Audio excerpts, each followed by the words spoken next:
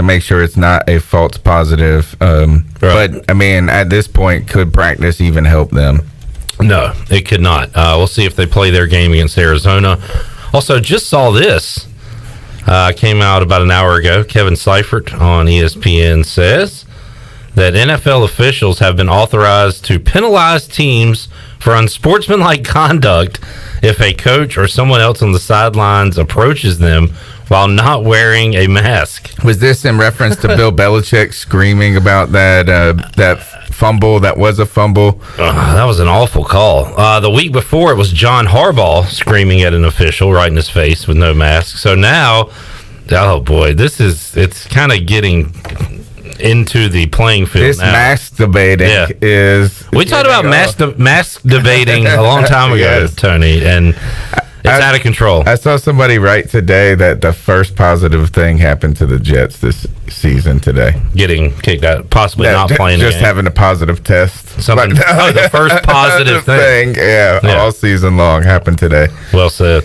All right, let's see. Any other NFL news and notes before we get to... Well, I think the Titans game, right, is in question, and if they have a second round where nobody tests positive, they will play on Tuesday, is what I had heard. Which, by the way, Tony, do you like football? I love football. Do you wish football was played every day of the week? No. Damn. Chandler, do you want football to be played every day of the week? Say yes. No, I'm excited. Listen. You said no.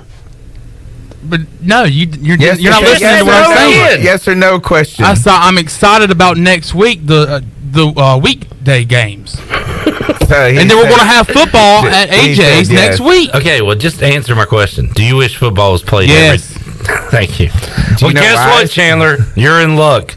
Tonight, Louisville, Georgia Tech. Saturday, all day. Sunday, all day. Monday, NFL doubleheader. Tuesday, Bills at Titans. Wednesday, Coastal Carolina at Louisiana. I like them. Thursday, Georgia State at Arkansas State. Friday, SMU at Tulane. BYU at Houston. Saturday, all day. Sunday, all day. Football every day. See, this is why I don't want it to be played every day, because now we have no days where we get to do anything. Oh, we get to watch football. That's all we get to do. It's like an obligation. It's like almost a burden. Tony, I still have to go to work and do normal stuff. I want to watch football when I'm done with that crap. Yeah, but I also want to help my kids with their homework. This is not. We have Mike Mullis, who is a baseball fan who hates baseball, and now we have Tony, who is a football fan that hates football. This is craziness, I tell you.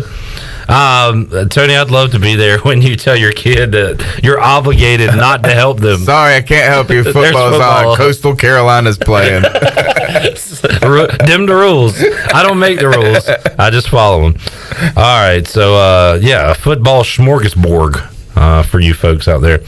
All right, the 2-2 Carolina Panthers. Yeah, 2 in a row, man. 0-2 with Christian McCaffrey, 2-0 without him. Let's not go there. I mean, it's facts. I mean, numbers don't lie. I deal in facts. Okay. You guys want to have an opinionated show? LeBron versus MJ, McCaffrey versus Mike Davis. We can do that. I'm just saying they're 0-2 with Christian McCaffrey. So when we get Christian McCaffrey back, are you going to go against the Panthers? Yeah, they can't win with Christian McCaffrey. Clearly, he was the weakness. It's a proven fact. Teddy Bridgewater, big game last week, though. 276, 2 touchdowns. The highlight, though, we talked about it with Chandler on Monday, Tony. Teddy 2 feet. Is that what you called him, Chandler? Yeah. Teddy 2 feet running into the end zone. 2 gloves, 2 feet, 2 Can't touchdowns. I don't know if he had 3, actually. Did he have one rushing touchdown? Was that it? That was it, yeah. Okay. Like a 19-yard scramble, kind of pulled away, looked cool doing it. Right? I think he did. And I think one thing is, it reminded me of the play that you showed me the week before. Darnold? That Darnold made. Yeah. Because Teddy is not like a Lamar Jackson, Kyler Murray scrambling guy. No, we talked about it just a week before, how convincing what is it when you fake PPO? RPO, thank you. Run pass option. What do you think the other P stood for? I'm curious. I think PPO is the stuff you put on your face now, like the mask. Oh, yeah. Maybe. Hey, when you talk about Teddy Bridgewater, you think, well, anyway. it was so convincing, the fake, because you didn't think he would ever run it. And when he kept the ball, nobody believed in that play 2 weeks ago. And then this time he's running up the gut, scoring touchdowns. I do think maybe it's starting to show we forget this. We forget that. People forget. We forget. We forget that he suffered a major injury, that he has not been a starter for a long time. He did start a little bit with the Saints, but you're stepping in. You know that it's not going to be a long-term position at that point. I think that maybe he's starting to get some confidence now. Those first 4 games, just think about how long it's been since he's been the guy. He's had to play pretty well. He's played okay. He's had a bad game. Now he's had a good game. Maybe these run plays are showing a little bit more confidence in himself. And I think even in the way he threw the ball, he was trying to push downfield. It was almost like he was trying to answer the criticisms about him early in that game. So, yeah, and the team it was a balanced win. We won on defense, we won on offense, and we won on special teams. It was a really good performance.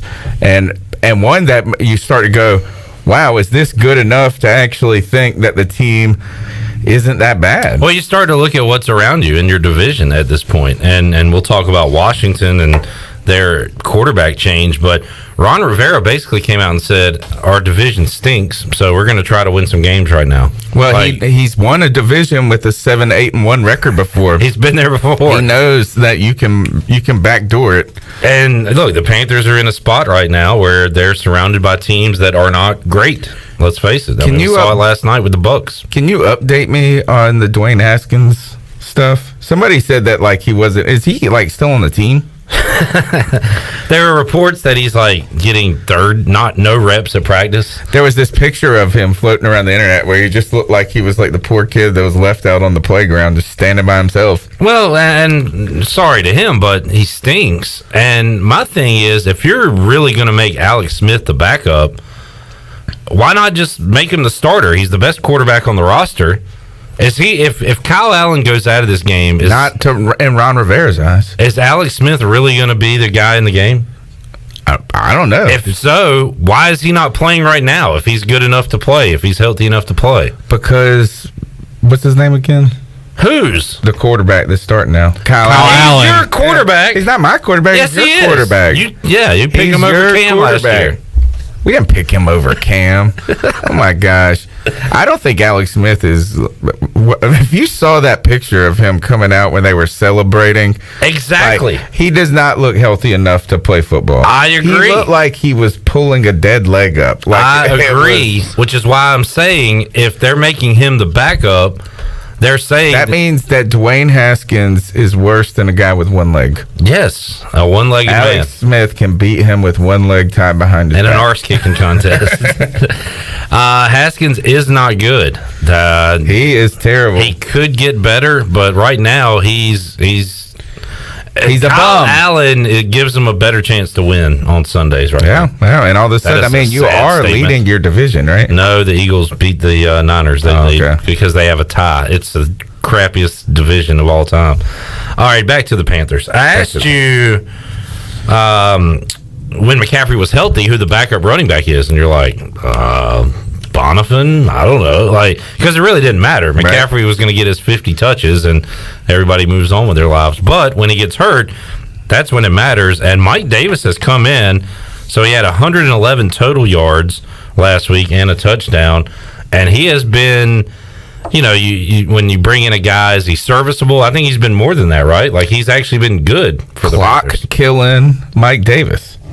Who was the guy? Oh, Corey Dillon. Clock killing Corey Dillon. Yeah. No, Mike Davis is the analytics dream back, and that's the idea that it doesn't matter really who plays running back. Talking about our buddy Pat here. Yeah, and he's the exact example I think that they would point to show, hey, a running attack is not just predicated on a sensational running back. It's part of the game.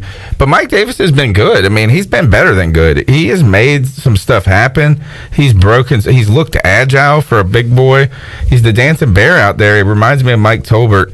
So, yeah, it was a nice addition. And, the Panthers came out and established the run early in that game and then started throwing it around, too. So they had a really balanced game plan, one that did not seem too conservative, but one that also did not say, man, the running game is not going to be a big part of it because we don't have Christian. They are committed to just playing with the guys they got and playing football, and it's fun to watch.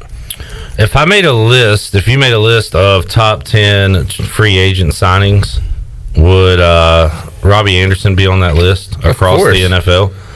He has to be, right? I think so. He's got to be one of the leading receivers in the NFL right now. I mean, he's putting up 100 yards a game almost every time, and really been one of the reasons been one of the top scoring teams in our league until last week, really.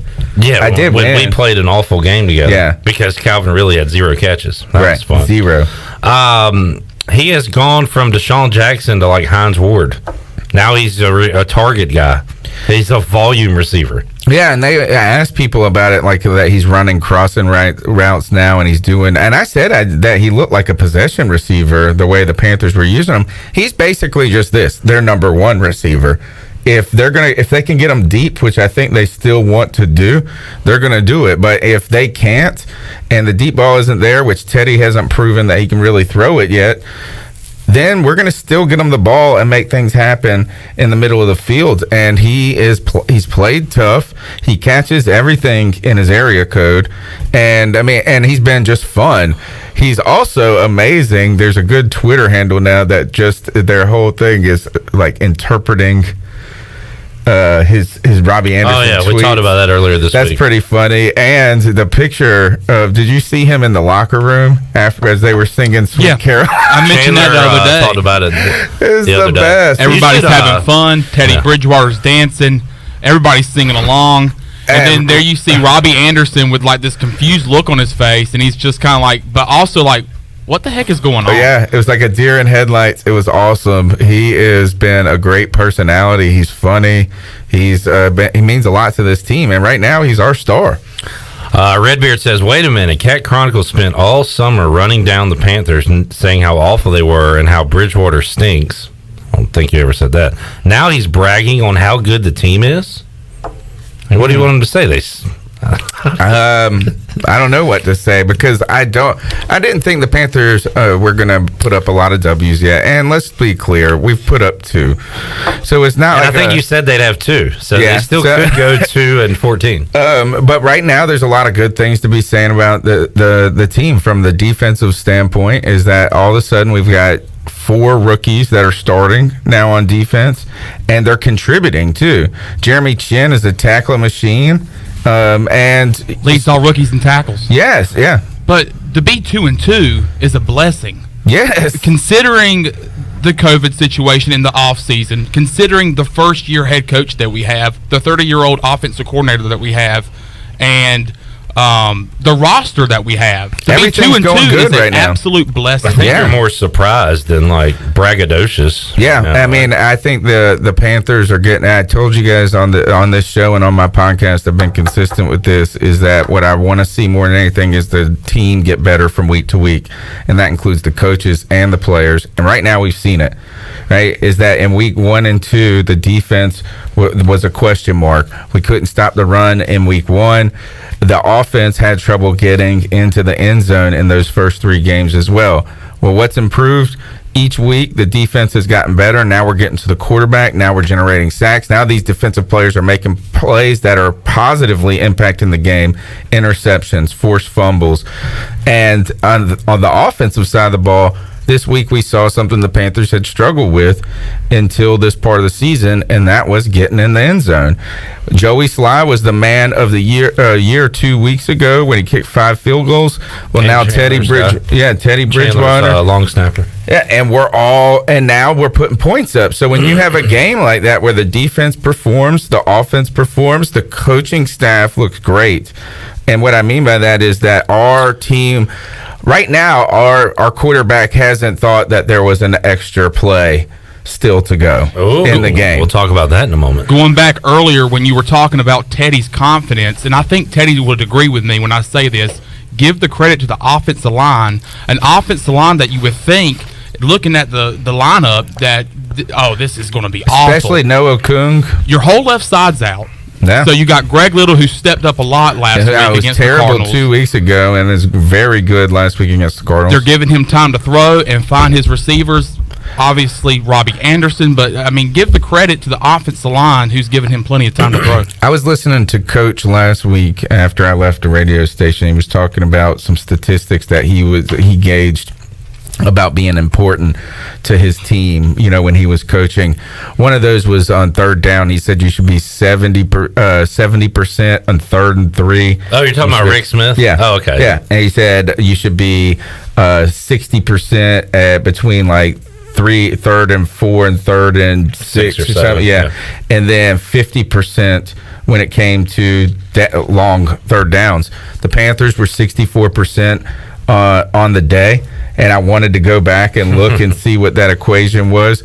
We didn't turn the ball over, forced turnovers, and I don't know. Maybe Teddy did have one pick. I can't remember. But 0 sacks. Is that there's some real measurements here. And look at this, is we played a team that we thought, and maybe I was wrong. Maybe I gave too much credit for 2 weeks in a row of giving too much credit to the opponent. And I thought that Kyler Murray was going to be a man on fire. And we really kept him contained and smothered their passing attack. And they refused to run the ball. So that's good news for us. Well, you can't, I put this note down, take away Murray's 48-yard run. You can't take it away. It actually happened. But I'm saying if you did, the Panthers allowed around 80 rushing yards. Kenyon Drake didn't do anything. No. He was a non-factor. And I think you should be concerned if you have him in fantasy or anything like that. From what I've seen, it's just that the Cardinals don't really like to run the ball. They do it because they have to, and they also, because Kyler Murray's so short, they have to run out of the shotgun, which makes they just don't get the same oomph, and they're really not trying to feed the running back. They still do it, but you can see it's like out of obligation almost. Kingsbury still living in the Big 12, coaching in the NFL. All right, let's take a time out. The Good Hair Gang will make our picks, and we'll talk about last night when we return on Pirate Radio Live after this.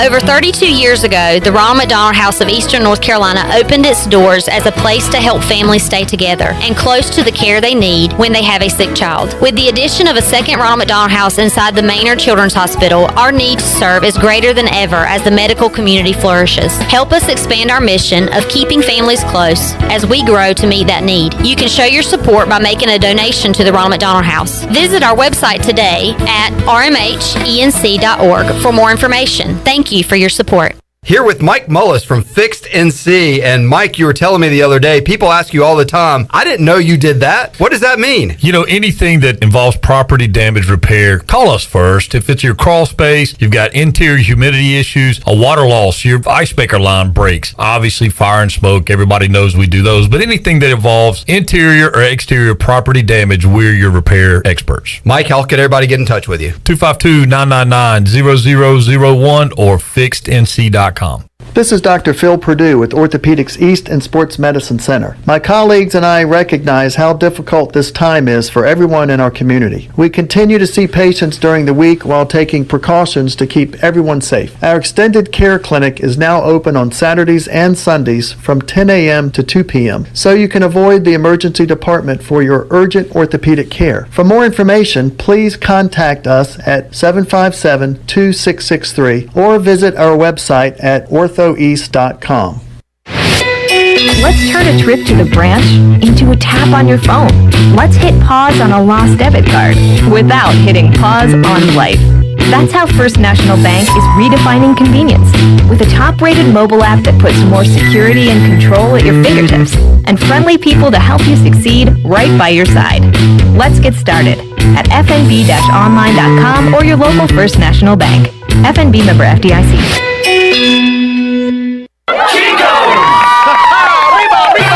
Chico's Mexican Restaurant is the home of the best margaritas. Grab your amigos and head to Chico's every Tuesday for the Gulf of Mexico, a huge 46-ounce lime margarita for only $6.99. On Thursdays, relax and enjoy half-price pitchers of Chico's house margaritas. Choose from lime, strawberry, blood orange, raspberry, or peach. For Mexican food and fun, it's got to be Chico's Mexican Restaurant in downtown Greenville and online at chicosrestaurant.com. Chico's, where the fiesta never ends.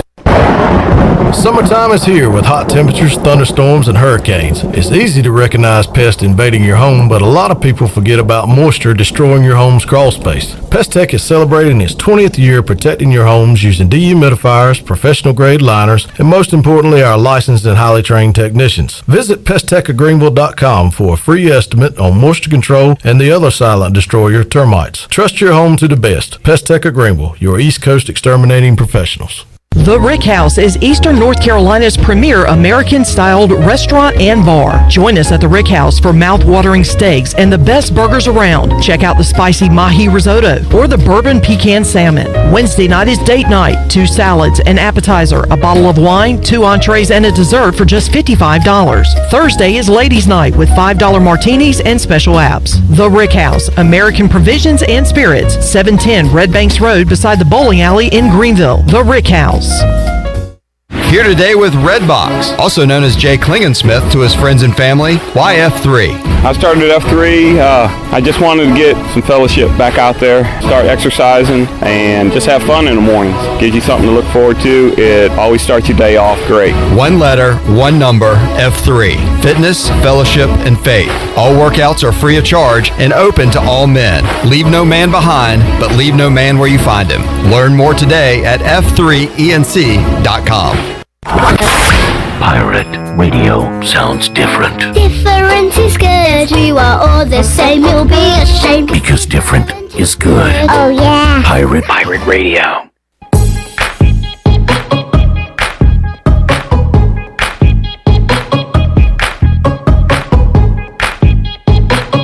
You're listening to Hour 1 of Pirate Radio Live. Now, back to the show. Welcome back. Brown & Wood is your home of the best selection of GMC, Cadillac, Buick, and Mazda in Eastern North Carolina for over 83 years.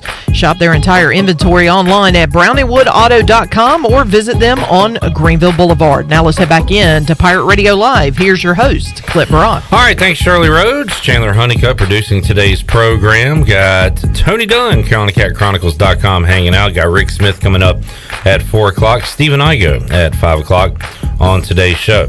All right, before we get to the picks, let's talk about last night and there are quarterback issues going on for teams that play in Raymond James Stadium. Right now, South Florida is playing 3, potentially 4 quarterbacks every Saturday. Jeff Scott's trying to figure out what he's got, and we'll probably see that tomorrow night when South Florida takes on ECU. And then the pro team that plays there has a quarterback that screams at his offensive lineman, that does not know what down it is, and runs off the field and doesn't shake hands with the opposing team. Would you want a quarterback like that on your team, Tony?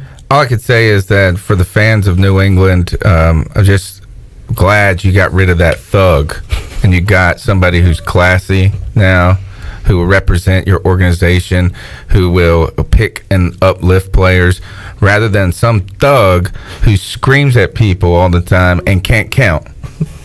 That thug is Thomas Brady. Tom Brady last night, forgetting what down it was, not knowing what down it was, and throwing an incomplete pass on 4th down at the end of the game, and then looking around and holding up 4 fingers. The man up that's about details. The man about details. Details starts with uno, dos, tres, cuatro. By the way, Bill Belichick's backup quarterback. What do you know about these old veteran quarterbacks? They know the system. They're not going to kill you, right? They might not. Yes, they will. They might not make the great play, but they're not gonna kill you. Well, Brian Hoyer takes a sack. Doesn't know he doesn't have any timeouts the other night. It has some back-breaking turnovers, and they have to put in the kid, Jared Stidham, there. And they actually got a little boost when he came in. I think he might be hurt, though. So a lot of times Hoyer looked horrible. All right, he was Hoyerable, and I tell you what is that I don't know how he made it out of the half. They came back and brought him out in the 3rd quarter. It was still terrible. But what was that sack that you're referring to that he took? He didn't just take a sack. He tried to evade it like a cam move. And you thought, why is he going to roll to his left? he needed to roll right. There's no way he's going to be able to throw across his body that way. I don't know, Tony. We still see, like, if we saw a basketball game going on right now in the back, we probably could be like, oh, yeah, I could do that. I used to do stuff like that. Hoyer watched Cam do it. So in his brain, he could do it. Yeah, he saw Cam do it and was like, I can do that. My legs can do that. You know, my kid asked me to do a cartwheel the other day. I said, I can't do that. Could you ever do that? Probably. I would think I could do one. But you haven't. Since I was like 10. Did you do one back in the day? Yes. That's what I'm asking. Yes. Okay. Yes. So you have executed a cartwheel? Yes. They finished more like round-offs back in the day a little bit. But I was like, no, I can't do that. Sometimes you got to know your limitations as a person. I mean, and like Hoyer can't just wake up and say, I want to grow hair. That is true. He's never going to have your hair. He's never going to do a cartwheel. And he's never going to play again. Actually, he might play this week if Cam can't. Kind of an ugly game last night. Bears beat the Bucs 20-19. Nick Foles. Oh, man, I got to bring this up with Igoe, too, but it is an incredible list of players that are undefeated against Tom Brady.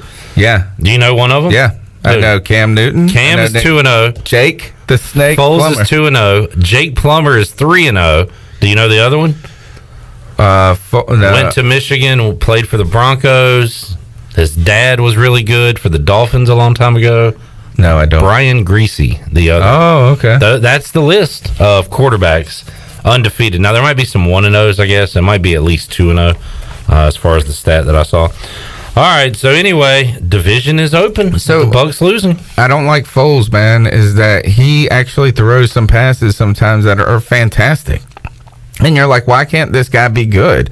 And then he misses these layups like crazy. He was dropping that one pass. Was it to Miller or Robinson where he was going out and the ball was like 15 feet in front of him? That was the bad one. There was one he dropped, though, in the bread basket, and they ruled it as not as a catch. Or, I mean, he was just, I thought he was actually pretty good. And look, is that somehow they're 3-1 now, and I think he's got a lot to do with that. Indy, good defense that played against them. Really, again, Tampa Bay just blew this, though. I don't even really believe in the Bears yet, still. So have the Bears won twice? No, they stink. What? Have the Bears won twice off of teams blowing the lead? Oh, yeah. The Falcons. Well, they came back against the Falcons. The funny thing about last night was the video. The Lions. The funny thing about last night was the video of Nick Foles talking to Matt Nagy, and it kind of looked like he was like kind of frustrated with him and trying to explain to him something. Like that you should run the ball? Like, this is how you win football games, and I put it on Twitter. I thought that was pretty funny. Yeah, it was terrible play calling by Nagy at the end, where calling two consecutive passes. To give them the ball. You can run the dang clock out. They just lost Vita Vea. You can run straight up the middle with Nick Foles, probably. That was idiotic. At least run it one time, but then they threw it, and then they did it again. Luckily, they knew that Tom Brady wouldn't know what down it was, so it all worked out. They thought that they were going to get another try because Tom wasn't counting. All right, let's get to the picks. What? This Panthers-Falcons game. Oh, I know. What are our records? Okay. Last week, I went 10-4. Tony went 10-4. Chandler said he was going to help us out a little bit. And he did. He went 8-6. For the year, I'm 37-21. Tony is 37-21 because, by the way, I had to update it. Tony said if Hopkins plays last week, he wanted the Cardinals. Hopkins played, so I had to adjust the records. Tony and I are 37-21. Chandler is 40-18. Getting help from a little bit of help from Pat. I was waiting for that every week. True. 1 week. It's been 1 week, but he had a great week. Too bad you didn't. I had a great week last week. Okay, Chandler. You didn't have a good week. No, not this last week. But previous. There's a lot of radio and TV you can turn on, and it's just people that call themselves news that are throwing out opinions. On this show, we deal in facts, and the fact is, I'm part of the media. Fake news.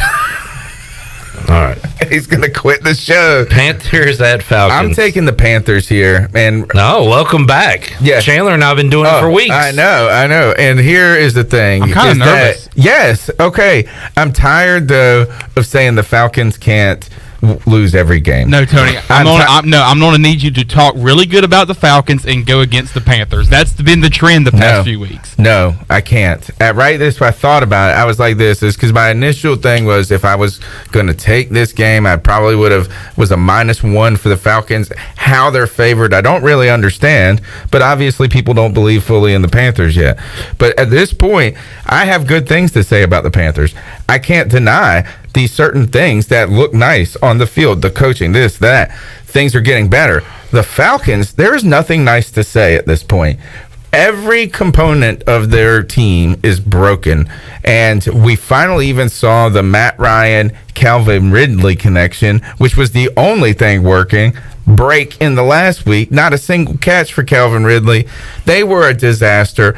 Julio's not going to play in this game. No Julio, no problem. Give me the Panthers. Wow. If the Falcons... if the Panthers are favored in this game, I'll probably go away from us. Because it seems like in the past, when we are favored going into Atlanta, we always just... We have not won. Well, we've lost 8 out of the last 9 games against the Falcons, and we have not won since 2017. I think there's a chance that by kickoff, the Panthers will be favored, or it'll be a pick'em. At least that's the way it was trending. Let me see what it is at this moment, but...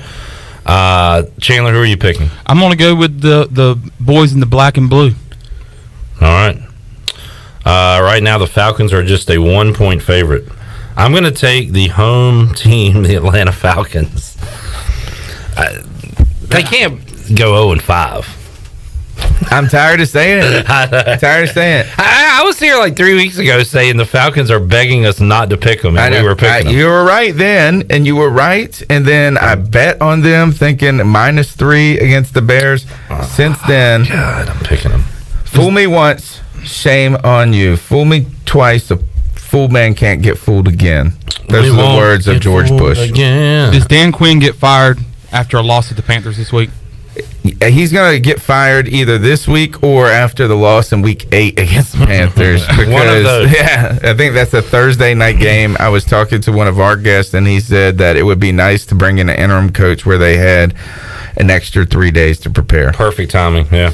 All right, Raiders at Chiefs. Chiefs are big favorites. Tony and I went with the Raiders last week. Got to give credit to the Bills, man. They're a tough team. I was wrong. I'm taking the Chiefs. I'm taking the Chiefs as well. Sweep. Cardinals at Jets. Hopefully this game is played. If it is, I will take the Cardinals. You know who's starting for the Jets? Joe Flacco. Correct. I'll take the Cardinals. I will take the Cardinals as well. They're not as good as we thought initially when they beat San Francisco. The Jets are horrible, though. Cards bounce back this week. Eagles at Steelers. I want the Steelers. First of all, Tony, I'm going to give you credit. We questioned your Eagles pick on the road at San Fran last week. Well done. The injuries finally caught up with them, and the Eagles have their share of injuries. That's why I'm not double dipping on the Eagles this week, is that they barely got past the San Francisco 49ers in that game. I will take the Steelers here. Right now, -7. I've got this as one of my picks of the week. I know that 7 points is a lot, but the Eagles are hurt. They are battered. And then you even saw Fletcher Cox had a little injury in that game. I don't know if it's going to last, but they don't have any weapons. They have no receivers. Their offensive line is in shambles. Dallas Goedert, right? Goddard. I got it right. No, he's out. Right now, I mean, what is there to be positive about the Eagles other than the fact that they haven't lost every game? They had a tie, and now they got to win. They're in the NFC East. They're in first place. That's a positive. They're in first place. I kind of want to take the Eagles. Do it. But I'm not. I'll take the Steelers. You know, and I've been dumping on the Steelers all year, saying I didn't believe in them. But you know what? As I've learned my lesson. I love that our beliefs change every week they on do. this show. Chandler? Pittsburgh. Rams at Washington. How about this, Tony? Rams were 9-point favorites. Washington takes out their starting quarterback, brings in the backup. Now the Rams are only 7-point favorites.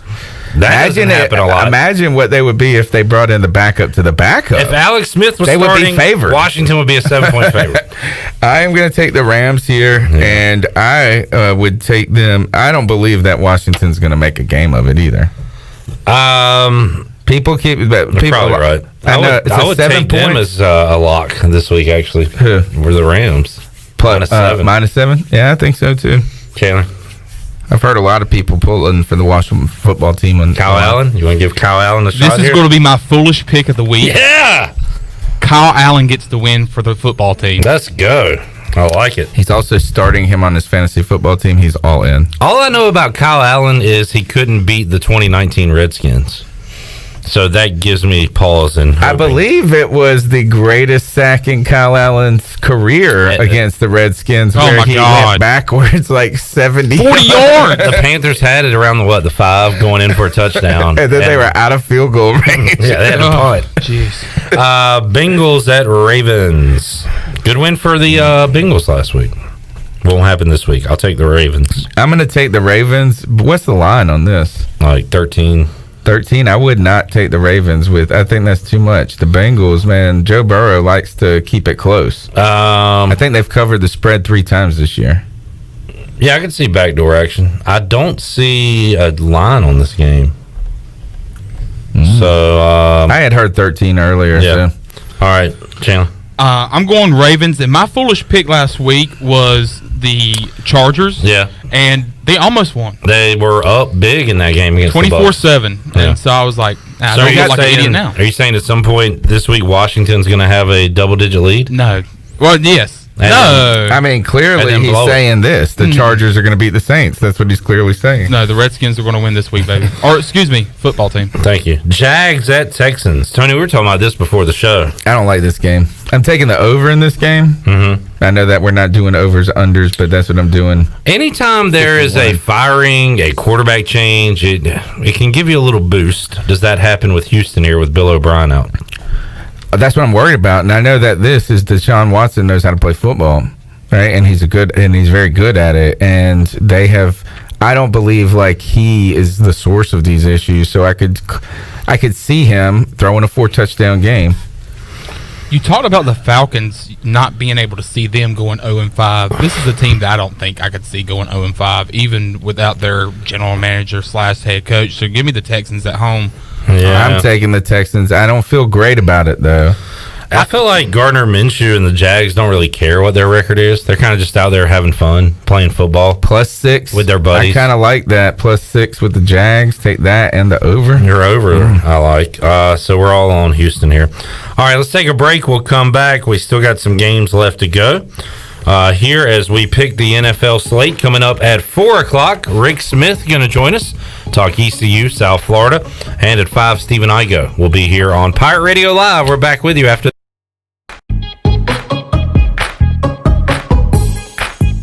Hidden phone trade-ins, hidden plan requirements, hidden catches. You won't find them at US Cellular because we speak fair. Plus, when you switch right now, you can get $500 off the latest phones. Upgrade to Fair. Upgrade to US Cellular. Requires new postpaid service plan, new line port in, credit approval, qualified smartphone purchase, and comes via monthly bill credit on a 30-month RIC. Taxes, fees, and additional terms apply. This is Brandon Tate, owner and operator of Atlantic Wireless, an authorized agent for US Cellular since 1997. Visit AtlanticWireless.com to find the store near you. We go beyond the call. It's a story that started in a community like ours. Cal Cunningham grew up in Lexington, where church youth groups working at the local brickyard and McDonald's shaped his life. And now Cal's running a different kind of campaign for the U.S. Senate. I'm Cal Cunningham. I want my service in the U.S. Senate to be about listening and going places where Democrats don't always go. That's what I learned growing up in Lexington, where we don't check voter registration before taking care of our neighbors. We believe in hard work and service, just like the soldiers I served with overseas. Cal Cunningham volunteered after 9/11, a lieutenant colonel in the Army Reserve who served 3 tours and took on corrupt government contractors. And Cal will take on the corruption in Washington that's been rigging the system for the drug and insurance companies. That's why Cal's not taking corporate PAC money, because he believes the top 1% don't need more favors. It's regular folks who need a voice. He'll be a senator on our side. I'm Cal Cunningham, and I approve this message. Paid for by Cal for NC. Banking is banking until service is not the same. This is Eric Clark from Select Bank and Trust, and this year has been unusual, but we have continued to focus on what has always been important to us, our customers. When businesses needed access to the Paycheck Protection Program, our team of local bankers worked around the clock to successfully keep our customers open and their employees working. Wouldn't you like to deal with a bank that is responsive to your needs, can make local decisions, and cares about you, the customer? We are Select Bank and Trust. Bank local, bank select. Member FDIC, Equal Housing Lender. Can't make it to the game? Relax. Bostic Sugg Furniture can provide you with the best seats in the house. We have the area's largest selection of Lazy Boy motion furniture in stock and ready to go. Lazy Boy recliners, reclining sofas, love seats, and reclining sectionals in hundreds of colors, styles, fabrics, and leather, all at a very comfortable price. Remember, when it comes to Lazy Boy motion furniture, we're your ticket to the best seats in the house. Bostic Sugg Furniture in Greenville. University PC Care has been the Pirate Nation's go-to IT expert since 2006. They thank you for your continued support and trust during these trying times. Many services can be done remotely and free pickup and delivery is available. As a Dell business partner and Apple authorized service provider, you can count on University PC Care for all your personal and business tech support needs. To make a remote appointment or to bring in your device for service at their Greenville or New Bern locations, call 558-1280 or go online at universitypccare.com. Hey, this is Chef David Finelli from Pop's Old Fashioned Cheeseburgers. Today I'm going to tell you about our family meal deals for 4 hungry adults. We offer Finelli's Cafe lasagna, chicken parmesan, eggplant parmesan, spaghetti and meatballs, our hamburger steak and gravy with mashed potatoes, pork chops. If you'd like to order, please go to our Pop's Old Fashioned Cheeseburgers Facebook page or our website. Choose your meal, order online, pay online, roll up, and we'll get it right out to your car. Thank you from the Pops crew.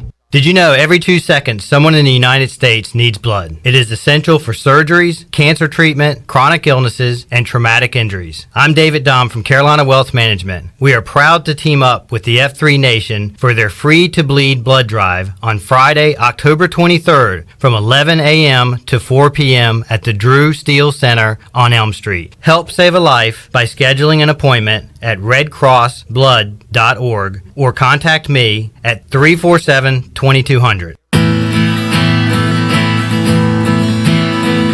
Yo ho, you're listening to Pirate Radio.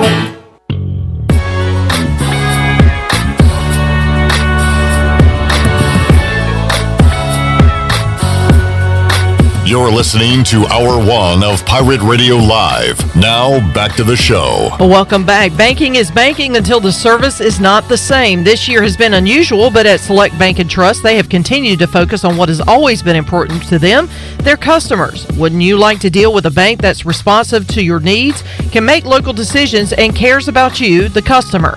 Try Select Bank and Trust, bank local, bank select. Now let's head back into Pirate Radio Live. Here's your host, Clip Brock. Alrighty, we are taking you into the weekend, talking all things football on today's edition of Pirate Radio Live. We got our NFL picks here with Tony Dunn and Chandler Honeycutt, and also talking ECU and South Florida the remainder of the way with Rick Smith. And Stephen Igoe will be here with you at 3 p.m., our first p.m. Bud Light pregame tailgate coming up on Saturday, getting you ready for the 7 o'clock kickoff between ECU and South Florida. And on that show tomorrow, we'll be giving away a case of Bud Light and a $25 gift card to Parker's Barbecue. So we'll do that during the pregame. Later on in this show, we'll open up the booty bag, Shirley. And what is remaining in the booty bag this week? That would be a gift card to Pops. Pops! Old-fashioned burgers. You just heard the ad on Pirate Radio. And Shirley's go-to, just ask for the Shirley. It's the hamburger steak. It's not the Shirley, though. Ask for the Shirley. They'll be like, what are you talking about? Then say hamburger steak. Yes. What do you get it with? Mashed potatoes and gravy. And sometimes I like to mix it up. It's either green beans or collards. I usually kind of go back and forth between the two. They put the mushrooms and onions on that hamburger steak? I don't put mushrooms on mine because I can't eat those, but yes, onions, yes. Okay. Tony, you are a Southerner. I am. With Yankee roots. So yes. Where do you've talked about your love for Italian food, But what about like Southern dishes? Yeah, I mean, you got like the best of both worlds. Yeah, I do it all. Like I cook. In fact, for my wife's birthday, I cook. You were invited, but I knew you had the all day of football. Yeah, I cook these 2 giant beef tenderloins. Oh, nice. You know, so you're barbecuing in a way, and then I only believe there's one thing called barbecue, which is Eastern North Carolina barbecue. Correct. Right. So if you're outside of North Carolina, they call it barbecue for all types of stuff. But yeah, man, I ate at CD's Grill this morning. All right. What'd you get? 2 eggs over light. Fresh What's that mean? Over light. It's like sunny, but you flip it once, you cook it a little bit on the other side. Then I get. Is it like gooey in the middle? Yeah, yeah. Link sausage, fresh link sausage, hash browns. They were out of cheese biscuits by the time we got there, so my wife was disappointed on that. Good stuff. All right, now I am hungry. Let's talk more games. Dolphins at 49ers. I think the Dolphins keep this close, but I will take the 49ers at home. I'm taking the Dolphins here, is that they've kept all these games close each and every week, and they finally got an opponent that I think they can beat. All right, Chandler? Fitz magic, baby. Wow. All right. Here I am again, the only with the 49ers, and you guys are going for an upset. That worked for you last week, Tony. Yeah. See what happens this week. Sneaky game of the week. This is a tough one for me. Colts at Browns. I like this game. I like this matchup. Are the Browns starting to figure it out? This is the for real bowl, right? Right. Yeah. I mean, if they win this one, then I have to believe in them. Same for the Colts, right? In a way. The problem is Phillip Rivers no bueno. Not really. The arm strength's not there. Tried to Phillip it up last week. Had 2 picks that should have been picks that weren't picks by the Bears. I'm taking the Colts here because they've given me enough reasons to believe in them. I got to see it to believe it with the Browns. This is the for real bowl for me. For real bowl. Who do you got in the for real bowl, Chandler? Can you go first? Sure. I'll take the Cleveland Browns. And not that I believe more in them because they put 50 on the Cowboys, but their defense has been giving up like 30 points a week, though. I know, but can Phillip Rivers do anything about that? I'm not sure. The Colts have the best defense in the NFL right now. I'm taking the Browns at home. Trap game. I'm going Colts. Trap game for who? Yeah, for the Browns? For people going Colts, obviously. All right, trap game, he says. Giants at Cowboys. Giants can't score. Cowboys can't stop anybody. The Giants can't do anything right. Yeah, the Cowboys. I'll take the Cowboys. Vikings at Seahawks. So was it last week Kirk Cousins went on the road and picked up a road victory at Houston? That was last week. Yes, and looked pretty good doing it. Their passing game came to life, but really the engine that drove that train was Dalvin Cook. That guy is take the Seahawks. Broncos at Patriots. Will Cam Newton be able to play by then? I don't know who their quarterback is. I don't think there's a line. I don't know anything about this game. I will take the Patriots. Last couple of weeks has actually started to look the part. Yeah, that awful play by Edelman, who gave the ball to Tyrann Mathieu for a pick 6. Yeah. Chandler? Can I do a Tony Dunn? Yeah. If Cam plays, I'm going Pats. If not, I'm going Broncos. All right. Will you allow that, Tony? Yeah. If Cam plays. Only if he can tell me who is the quarterback of the Broncos. Is it the same one that has been starting? So Drew Lock has been out. Then they started Driscoll, but he's grounded under this kind of big stage. So I'm going to take the Saints. I think their defense, while the eye test has not really looked that good, they still statistically are in good situations. The defense, and they've got some players up there. And the Chargers have lost so many parts too. We talked about the injuries they had when they played the Panthers. Well, now Eckler's gone. More and more names are added to that list. So I'm going to take the Saints, but I would not be surprised if the Chargers really made a run at it. If I'm a Chargers fan, I'm happy where we are right now. Well, we feel like we got our quarterback with Herbert, and you're playing fun games. You're frisky. You're going to lose. You're going to have another high draft pick. Like, I'm in a good spot if I'm a Chargers fan right now. I will take the Saints in this game. Justin Herbert is showing that he's going to be the guy for the Chargers for quite some time. He looked good last week, showing off his arm. But back-to-back weeks having to travel across country. No Eckler, too, right? And no Eckler. Give me the Saints at home. All right, and Tuesday night football, hopefully. Bills at Titans. Josh Allen's really good. I'm going Bills. I'm back on the Bills. Now they're going to lose. Have the Titans even practiced? Now. I think they practiced when they weren't supposed to. Doesn't matter. Look what practice has done for the Jets. Practice is overrated. But the Titans are not the Jets. They're actually well coached. The Wager McGee said this was his lock of the century, taking the Titans. What's the line? Because the next week the Titans play the Chiefs on Thursday Night Football. The problem is now, obviously, if they play on a Tuesday, they're not going to play the Chiefs on a Thursday, so that will be pushed back a little bit. So why does that make it the lock of the? Because he was saying the Titans or the Bills are looking ahead at the Chiefs game on Thursday. Oh, and would pick the Titans in this game. I'm taking the Bills. Yeah, we're all taking the Bills. I learned my lesson. We're all taking the Bills. All right, picks are in. Tony, people can hear the post-game show you do on YouTube after Panthers games. Yeah, 4:30. And also the C3 podcast every Tuesday. 9 p.m.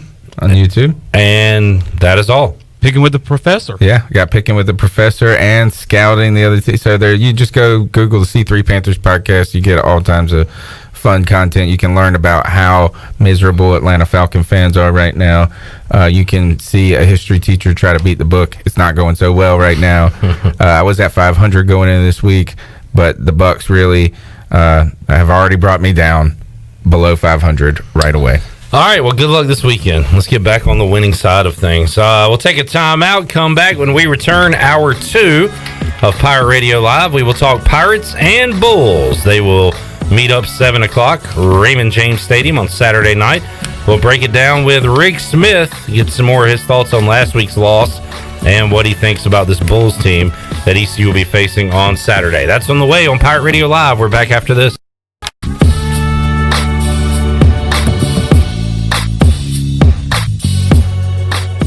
Hello, Pirate Nation. This is Representative John Bell, the Majority Leader of the North Carolina House, and it has been an honor serving the people of Eastern North Carolina the last 8 years. I've had the privilege of working with your local representatives, Dr. Perrin Jones and Chris Humphrey, as they delivered hundreds of millions of dollars in COVID relief funding to our small businesses, healthcare providers, and families right here in Pitt County. Unfortunately, their opponents are funded by radical liberal out-of-state donors that want to destroy our agriculture heritage, defund the police, and silence your voice by buying this election. This is not North Carolina. We cannot and will not let this happen. Dr. Perrin Jones and Chris Humphrey are focused on solutions, not revolutions. They will make sure your voice is heard and represent our Eastern North Carolina values. So Pirate Nation, the choice is clear. On November 3rd, please support and vote for Dr. Perrin Jones and Chris Humphrey for the North Carolina House. Strong voices for Eastern North Carolina. Paid for by the John Bell Committee.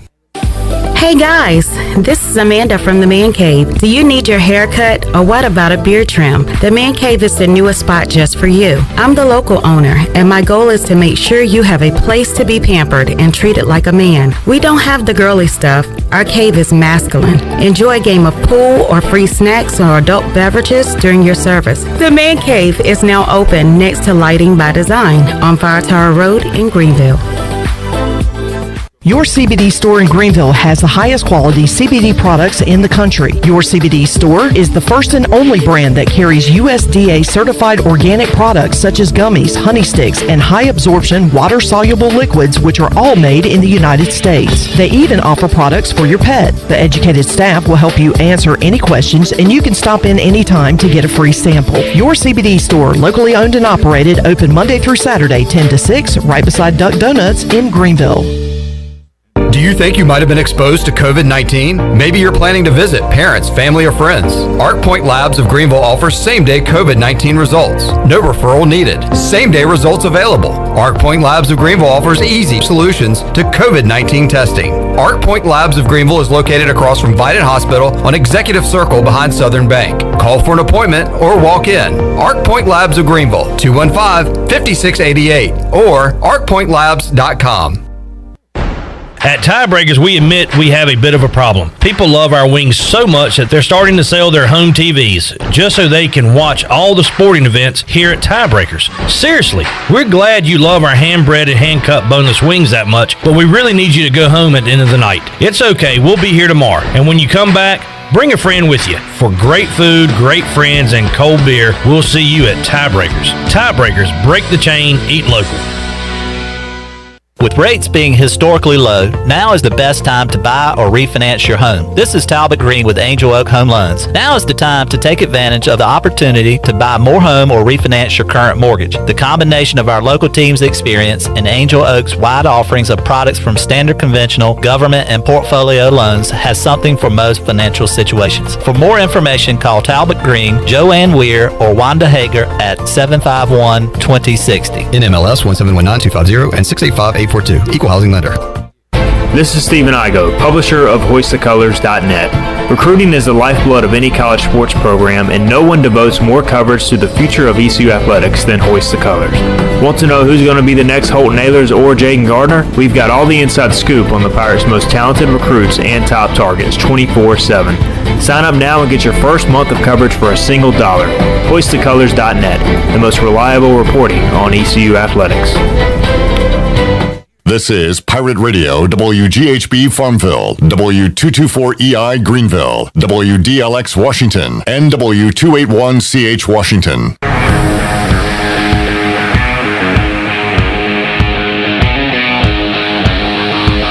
You're listening to Hour 2 of Pirate Radio Live. Now, back to the show. Welcome back. Are you in outside sales and looking for an opportunity to increase your earning potential? CopyPro has been in Eastern North Carolina for over 45 years and continues to grow each year, and they need more sales professionals with a desire to potentially make a six-figure income. Do you have what it takes? Visit copypro.net today to submit your resume and to learn more. Now let's head back in to Pirate Radio Live. Here's your host, Clip Brock. Alrighty, back with you on Pirate Radio Live on a Friday, heading into the weekend. Stephen Igoe, Hoist the Colors, going to join me coming up in hour number 3 of today's show. Right now we've got former ECU defensive coordinator Rick Smith here with us inside the Pirate Radio studios. Coach Smith, welcome back. Thank you, sir. Always glad to see you. And we recapped it last week on the U.S. Sailor 5th quarter call-in show, but before we look ahead to South Florida, any other thoughts on Georgia State as you've gone back and looked at the numbers again?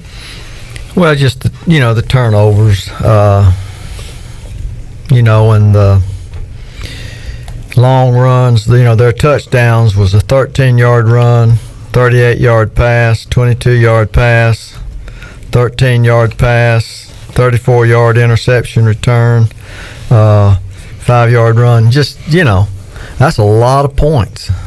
It is. And the Pirates could not keep up, did not score an offensive touchdown. Mentioned the turnovers, the interceptions. Donnie Kirkpatrick this week said that one was not Holton's fault, 2 were, and also the 2 that were on first down. And he said that kills you, right? That, look, you got more downs to make a play. Don't try to get it all here. Yeah. Throw it away if you got to, people don't realize that, I know people have heard the term hidden yardage. But, every time you turn the ball over, not every time, but anytime you fumble the ball or you throw an interception and the interception's ran back, that hidden yardage last week was almost 200 yards. It was 190-something yards, hidden yardage, which that hidden yardage means that they're that much closer to them scoring a touchdown, and that didn't help us any at all. Of course, turnovers. That's 2 weeks in a row, too. Yeah. And it's cost them. Fumbles 1 week and interceptions the next. Yeah. I know when I was a defensive coordinator, we had a goal, and one of our goals every week was to, first of all, never let the opposing offense score if our offense turned it over. After a turnover. And then the other thing was we wanted to get 3 turnovers every game. Because when you do that, if you get 3 turnovers, you took 3 chances away from your opponent and you added 3 chances to your offense, which normal games 12 possessions. Well, if you take 3 possessions away, they get 9 chances. You add 3 to your 12, you get 15. So if you got 15 chances and they only got 9, hopefully you can win. And the Pirates were able to get a few turnovers last week, and of course one came on the first play of the game, and you're feeling pretty good after that pick six, but then it got away from Georgia State, able to score 21 first quarter points, 35 first half points with their 49 total.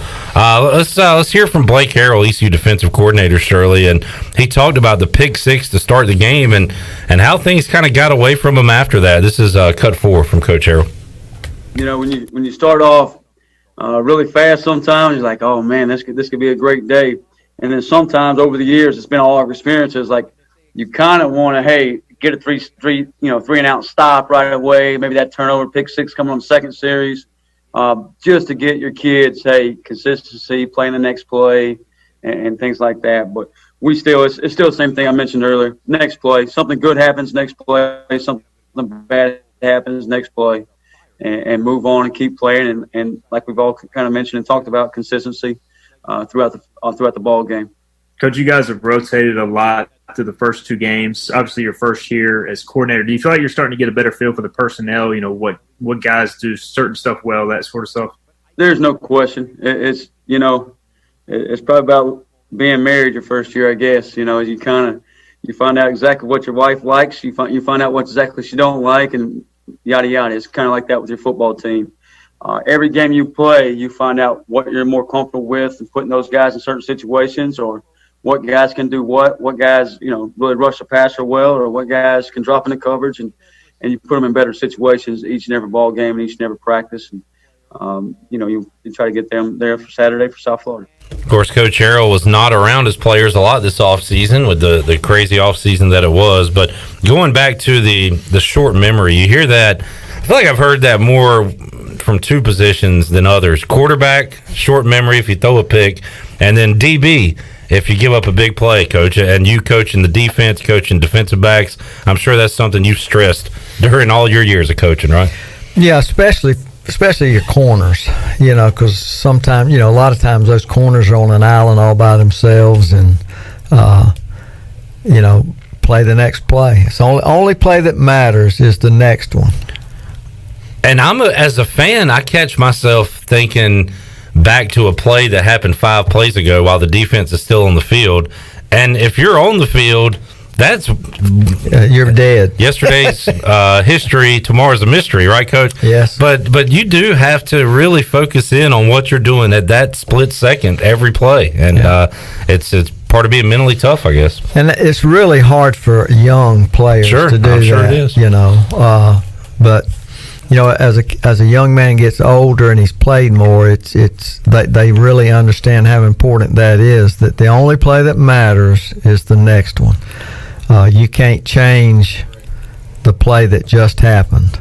I mean, it's history. It's over with. You're going to get to watch it again on Sunday and probably get your butt chewed out. But, you got to forget it on Saturday and play the next play. Coach, South Florida really struggling offensively right now, and Jeff Scott, their first-year head coach, is trying to figure out what he's got at quarterback. We'll hear what Blake Harrell has to say about it in just a moment, but you look at these box scores, they're running 3 quarterbacks in there. It's almost like a scrimmage to see all those QBs going in and out. And, how challenging is that, where you got to prepare for multiple guys at the quarterback position? Well, I think it's challenging for our defensive staff if they are different types of quarterbacks. Mm-hmm. If you got one, that's kind of a down-the-line option player that's a real good athlete that can run the football, and then the other one might be a great passer. How do you get ready for one and not the other? And then, Coach Scott, a lot of people don't know this, but, his dad was a football coach for many, many years. His dad started out as a high school coach just like I did in Florida. Mm-hmm. And then his dad was on the Florida State staff with Bobby Bowden for years. And then he got the head job at South Carolina. And our paths have crossed many times. Okay. Matter of fact, he offered me the secondary job at South Carolina when he got the job, because his defensive coordinator was Wally Burnham, who was my best friend. And didn't take the job, came home, told my family I was going. My daughter was going into her senior year. We were at the University of Kentucky. She said, "I'm not going." Wow. And my middle child was going into his 10th grade year at the high school. We'd been there like 8 years. He said, "I don't want to go either." And then Billy was like 4. "I'll go, Dad. I'll go, Yeah, Dad." one going with you. So I had to call Jeff and wow. I stayed at Kentucky. That decision was made for you. Yeah, it was. They had friends and boyfriends and girlfriends and all that they weren't going to leave. Yeah. And We had been there like, golly, 6 or 7 years and working for a great man in Bill Curry. But I was going to go because it was SEC and South Carolina had done well, and I knew Wally real well. I'd worked at Wally at East Tennessee State University. But that was so funny. I'm not going. I'll go, Dad. Yeah, one ready to roll with you. That's funny. Here's what Coach Harrell had to say about it, preparing for multiple quarterbacks that he'll see on Saturday night, Cut 1.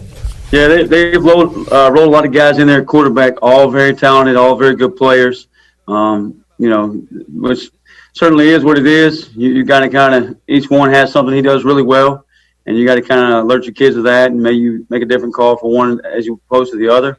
And they got a lot of skilled kids that can really run and they're really good up front. So they like you said, propose some challenges, and we got to be ready to meet those and step up to the plate and see what we can get done. So South Florida, again, struggling offensively, put up 7 against Cincinnati, who has a good defense. Were blanked by Notre Dame in South Bend a couple of weeks ago. They do have something ECU doesn't have, Coach, and that's a win. Now, that win was against the Citadel, an FCS school, but just that feeling of winning has to do something for you, right? They probably forgot about that win. Yeah, good point. Ago. Yeah. Citadel hadn't won a game. Right. Citadel right now is 0-3. Of course, Notre Dame put 52 on them. Yeah.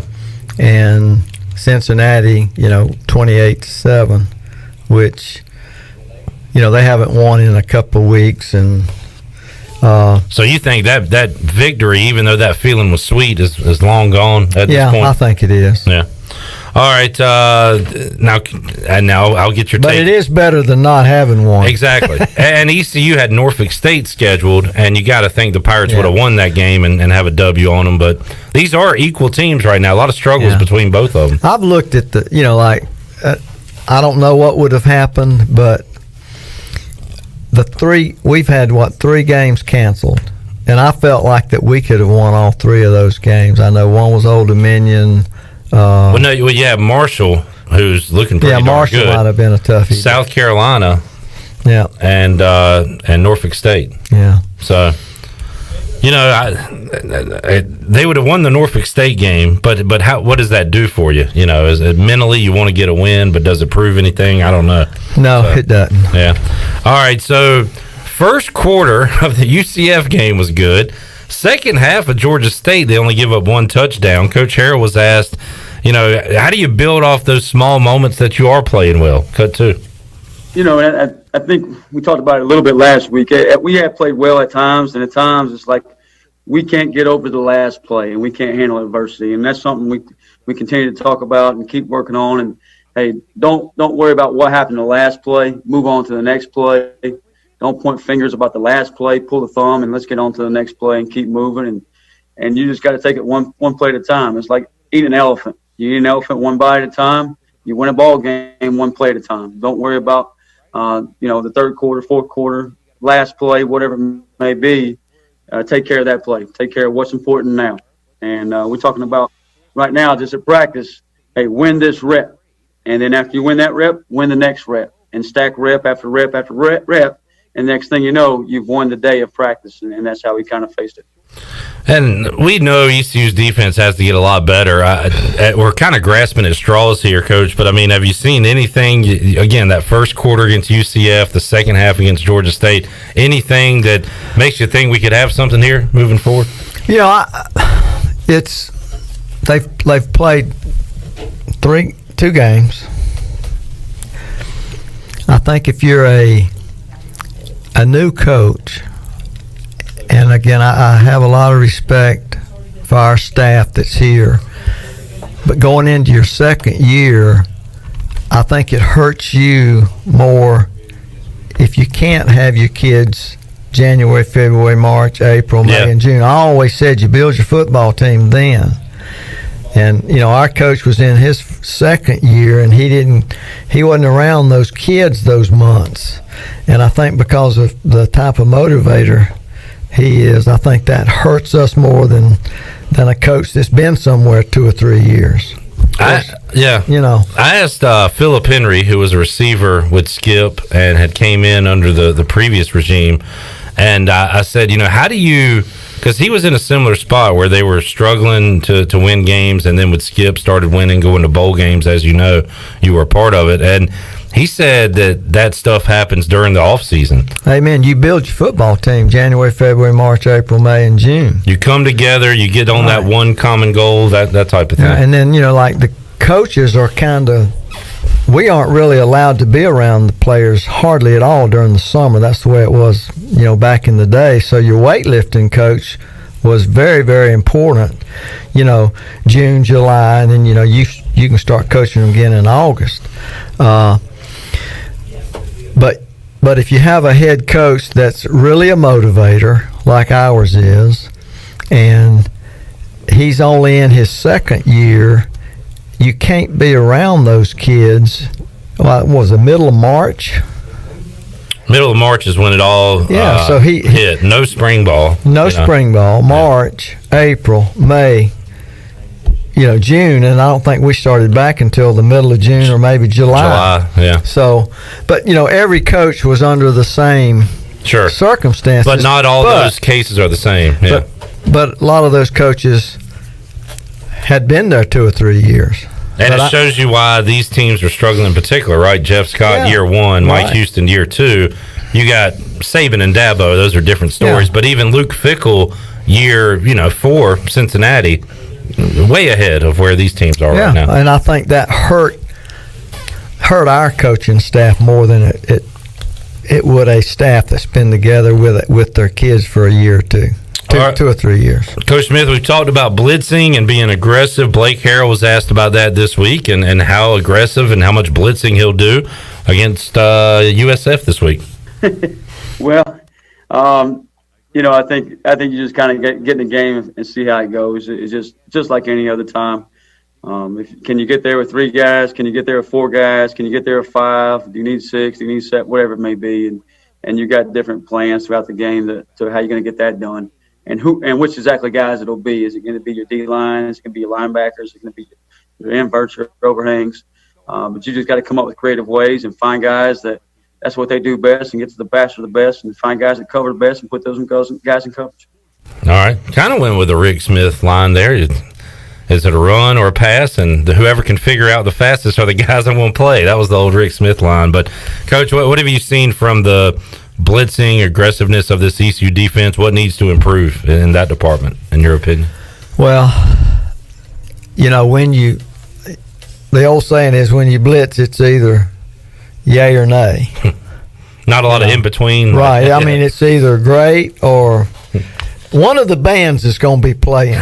That's a good way to put it. And you hope it's yours.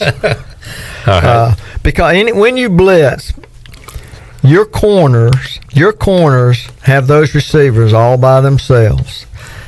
And, like if it's a 3-step drop, the ball comes out 1.2 seconds. If it's a 5-step drop, of course now, that's different because they're in shotgun, but still the timing's the same. If it's a quick route, then the corner's got to make the tackle. Or, if they're in a no tight end offense, 1 back with 4 wide receivers, we got 4 DBs covering those guys. Well, I always try to explain to my players, I said, if we're 100%, both safeties and both corners cover those guys great, even if we don't get there. I don't care if they catch it as long as you tackle the guy and we get to line up and play again. Mm-hmm. What we can't have is we're sending 6 or 7 guys. See, a lot of people don't understand blitzing. Blitzing is sending more than they have to block. So if they've got 4 receivers, away and 1 back, they got 6 guys that can block. Well, then you got to send 7. And that, if they've got a tight end in there and a back in there, they now got 7. So you got to send 8, and that's a block read. If the tight end blocks, whoever had the tight end's got a blitz. If the tailback, that's the chess match too, right? Yeah. Because the offense is looking at what you're doing. If they see you're coming, they can tell the back, hey, you're blocking here. What are you going to do if the back flares? Are you going to give that? You going to let that end peel? And if the end peels and takes the flare back, then that guy that had the back's got a blitz. I mean, it's just all kind of stuff you can do. I always liked the blitz. I mean, but we worked on it, and I probably never blitzed over 15%. So if you had 100 plays, 15 of them were. But you talked about how you like to blitz kind of on random times, down in distance, not be predictable, right? Amen. Yeah. You also say, Coach, it's either a run or a pass. You make it simple, but you just described a million things happening during one play. It ain't that simple. No, it isn't. It ain't that simple. I can't figure it out sitting here. No, but really, it's a run or a pass. Right. And they're gonna. If you're trying to blitz, whoever you're blitzing, somebody on the offense is assigned to pick up that guy. If the back's always looking at somebody. Usually he's got a linebacker. Well, if that linebacker drops, then he can check release, or he can help chip the defensive end and then release. I mean, there's a lot of coaching that goes into the offense on picking up blitz, but there's also a lot that goes into teaching your blitzers, Good stuff from Coach Rick Smith here on a Friday edition of Pirate Radio Live. Shirley, let's take a time out. We'll come back. We'll hear a little bit more from Blake Harrell. We'll see what Coach Smith has in his notes. You got some South Florida notes? Oh, yeah. Okay, we'll get to those. And also, do you have your boiling point that you were talking about last week? Because you didn't read it on the air. Do you have that with you this week? I don't know if I do or not. I probably put it back in my playbook. We might have to save it for next week then. Yeah, okay. I don't have it. All right, we'll save that one for next week. Or maybe if you can go off memory, we could talk about that too. Plenty more to go with Coach Rick Smith when we return after this.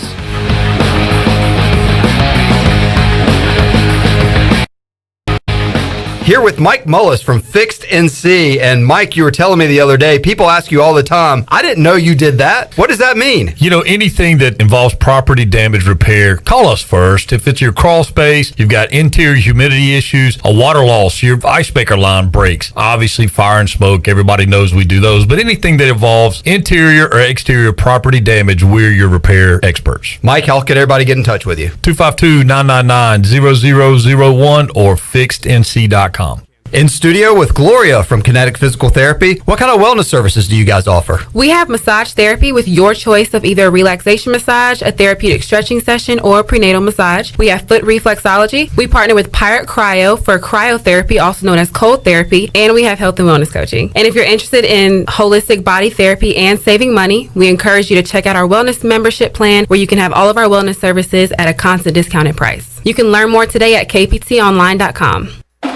Hi, this is Billy Parker, and football is here. Tailgate at home with family and friends this season and let Parker's Barbecue do all the cooking. While tailgating at your house, let us provide all the food with our delicious chicken, barbecue, seafood, and sides. We can customize packages for any size group, big or small. Give us a call today and place your order. Parker's and football, a winning combination. Also shipping nationwide at parkersbbq.com. Parker's Barbecue is how friends and family come together. Hi, this is Luke Kuechly. Last season, I was captain on defense. This season, since so many of us will be watching football from home, I'm football watching with Pepsi. And you know me, I pour everything I've got into it. All right, football watchers, let's do this. Opening click-offs. Here we go.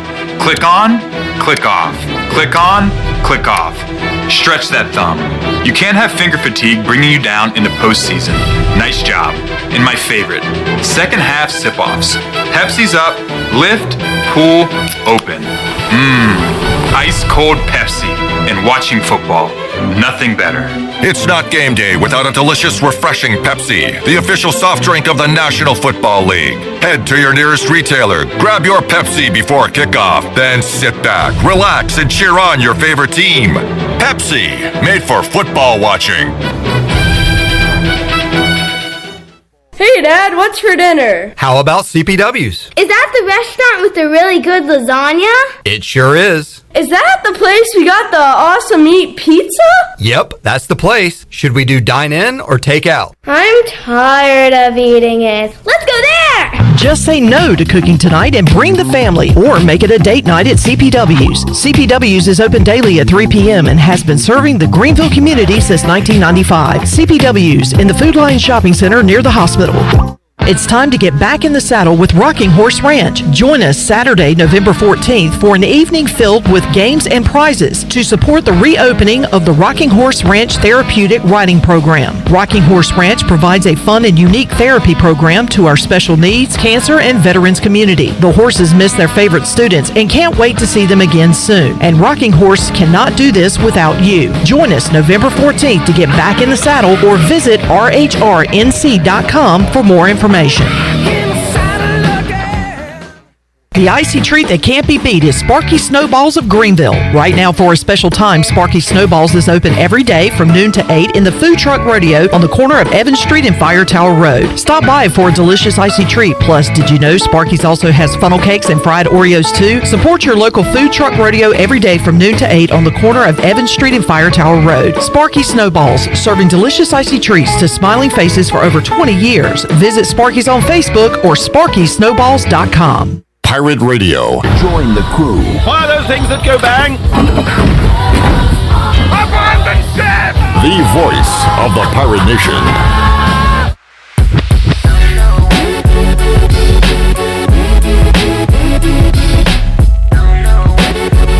You're listening to Hour 2 of Pirate Radio Live. Now, back to the show. Welcome back. Does the idea of going to your local U.S. Cellular store make you feel a bit uncomfortable? Tired of the hassle of waiting and wearing a mask? Well, let Toby Williams and his outside sales team take away that worry. They'll come right to your home or office and drop your phone off on the porch or at the front desk for you. Saving you time and worry is what the team at Cellular Warehouse is all about. Call Toby today at 252-799-7051 and let them help you with all of your wireless needs. Cellular Warehouse, your local U.S. Cellular authorized agent.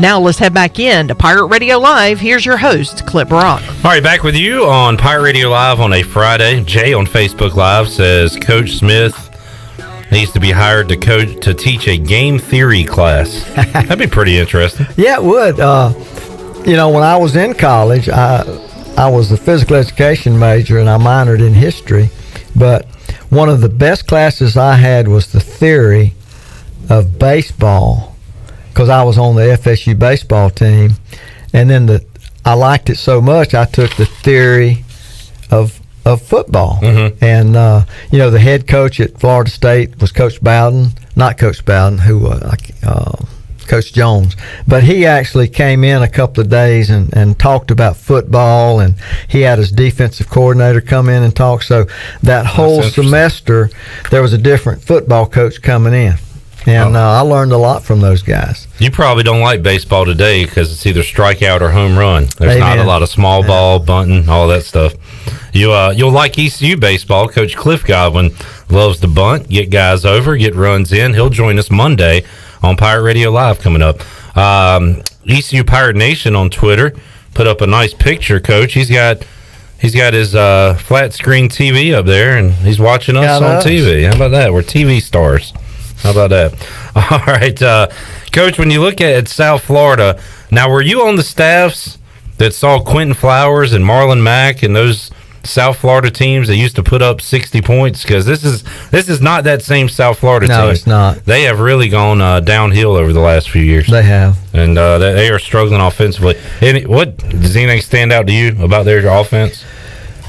Right now they don't have any identity. Right. And they don't know who their quarterback is. It's musical chairs at quarterback. They play three guys. They played, 2 last week. Right now we don't really know who they're going to start against us. One of them is a smaller type athlete that can really run, and then the other kid that they may start is like 6'4", and he's kind of a drop back thrower. So, it's like Coach Harrell, our defensive coordinator. Well, what do I do I spend all week working on pass defense because the 6'4" guy's going to throw it 90 times, or do I spend time on the 5'11" quarterback that's a real good down the line runner, a little bit of speed option, sprint out passes, those type of things. And Skip, when you were here, went with the 2 quarterback setup with Patrick Pinckney and Rob Cass. He liked to mix it up a little bit. But when you're facing 2, I guess that's, again, we go back to the scout team, but a big week for the scout team to show every different look you might get at quarterback for South Florida. You have to have a gut feeling as a defensive coordinator which one am I going to prepare most of the time for. But you also have to have a plan for what if I'm wrong, so you have to spend time on both offenses because they are different. If you have a down the line option type rollout passer versus a big guy hand it off drop back pass, those 2 kids are completely different, and you got to have different defenses for each one of them. Generally speaking, what do you think of the trend? We've seen it for years now. You probably coach some against it, but you see it all the time now. The run pass option deal that we see every week from just about every team. How tough is that to prepare for as a coordinator and as a team? Well, it was coming back, before I got out of it. But what I told my players, I said, guys, it's no different than it was in the 70s and 80s. All it is option football. It's just a different type of option. Mm-hmm. And then, they'd all look at me like I'm crazy, and I'd say, now, let's don't make the game complicated, guys. It's either a run or a pass.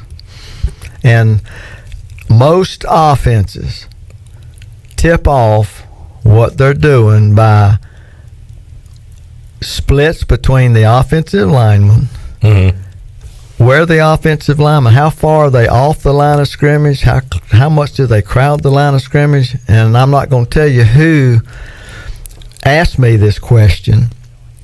He said, Coach, how do you kids know what we're doing before the ball snapped? Because I told them in inside drill or team, I said, I want you to holler as loud as you can, whether it's a run or a pass before the ball snap. And I taught them what to look for. And I'm not bragging about I learned it from somebody. Yeah. I learned it from Rick Lance, who I work with at Georgia Tech.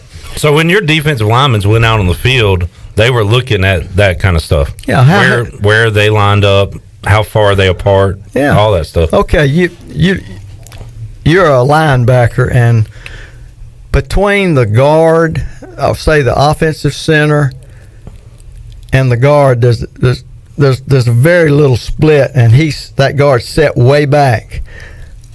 But on the other guard is split out, and he's on the line of scrimmage. Mm-hmm. Well, if you're on the line of scrimmage, you're probably going to be blocking. If you're setting off the line of scrimmage and there's a real tight split between you and the offensive center, that guard's going to pull, and he's going to go that way. Yeah. So my kids would point and holler, pull, pull, pull, pull. And the favorite play over there was power. They'd be hollering, power, power, power. I can remember we played Army when I was at Tulane, and the head coach asked me after the game, how did your kids know every play? And it wasn't me. Good coaching, though. It was my linebacker coach. Mm-hmm. He had the linebackers calling out, they're running right here, because he studied all week the line splits and the sets of the offensive linemen.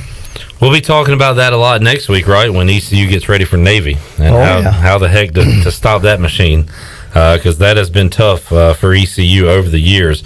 All right, let's hear what Blake Harrell had to say about USF's offense, Shirley. This is cut 5. If you look at the stat page, they I think about 165, 170 yards rushing a game, and they obviously have ran the football pretty well. They got, like I said earlier, they got some speed. They're going to take their shots. They showed that in the Cincinnati game where they're going to try to stretch the field on you. They got some receivers that can really run. They got 2 backs that number 1, number 10 that can then stretch the field vertical and lateral and horizontal. But that's the biggest challenge for us is just matching their speed. All right, Blake Harrell, and maybe that is kind of the key this week is can our guys hang with their guys, because as you said, they don't have an identity. You don't know what they want to come out and try to do. I guess run the ball would be number one coach, but is that the biggest key for the defense this week? Stopping the run. It is always because if you don't stop the run, they're going to keep running it, stick it up your kazoo. But especially with their quarterback issues, right? Yeah, and I think they're pretty balanced. Their offense. When I was looking at this, it kind of amazed me. Their offense has ran 200 plays, and this tells me that Brad Scott, who is the daddy, who coached for 50 years, is really there. By the way, he is like chief of staff at South Florida, on the staff, who coached for 50 years like me, and he's helping his son. So his son's not like a first-year coach. Offensively, they have ran the ball 105 times, and they've passed it 95. So that's almost 50-50. They're averaging 163.7 yards a game rushing and 145 yards passing for an average of 308. And they're not very good on third down. They're only 30% on third down. They're only averaging about 11 points a game. The only game they have is Citadel. It's the only game they've won. They didn't score a point against Notre Dame. So offensively, I think they should be better than they are. They've got 8 upperclassmen. They've got a graduate student that's in his 6th year. They've got 3 redshirt seniors, 2 redshirt juniors, and 2 juniors. They got 8 upperclassmen starting on their offense. Defensively, they've got 10 upperclassmen. They got a graduate student that's been there 6 years. They got 3 redshirt seniors. They've got 3 redshirt juniors and 3 juniors. Now, when I put redshirt in front of it, well, those kids have been there 4 years. Those redshirt seniors have been there 6 years. So they've got a mature, older football team. And the defense definitely the strength, if you want to say, of the South Florida team. And tough to say that when you give up 52 to Notre Dame, but your offense has a lot to do with that too. When they can't move the ball at all, they only give up 3 offensive scores to Cincinnati last week. One of their touchdowns came on a kick return. Right. So I'm pretty impressed by that. Cincinnati's a good football team, so I think that might be the challenge for ECU. What our offense does against their defense on Saturday. I think South Florida's defense. If you look at the stats, you do away with the Notre Dame game. They're pretty good. Yeah. Which you can't do that. Right. But it's going to be interesting. We have to go down there and play. I think I read in the paper where they're going to allow 10,000. Yeah, 10 or 11, and it's like 8 in the lower bowl, and then the rest in the suites and stuff. 3,000 in the suites and 8,000 in the stands. So did you coach? You coached in that big stadium when you were there, Raymond James? 3 years. And I don't know, is that any different with the players? Do they see the big lights? Yeah, it is. Now, when we were there, something that I'm glad they did, but they hardly ever opened the upper decks. Only tarp it off or whatever. Well, I mean, you couldn't get up there, for the stairs were blocked, and so our crowds were always in the end zones and the lower decks, which 40,000 was only half as, but it seemed like a full stadium. It was loud. That'll be the scene for Saturday night when ECU goes there to take on South Florida. And Coach, we've kind of talked a lot about their offense, our defense. We got to get our offense going somehow. How's that going to happen on Saturday? We got to quit turning the ball over. I mean, you just can't turn it over. Like we talked about last week, we have not recruited well on the offensive line. It doesn't matter who you got at tailback, who you got at quarterback. The most important thing about an offense is your offensive line.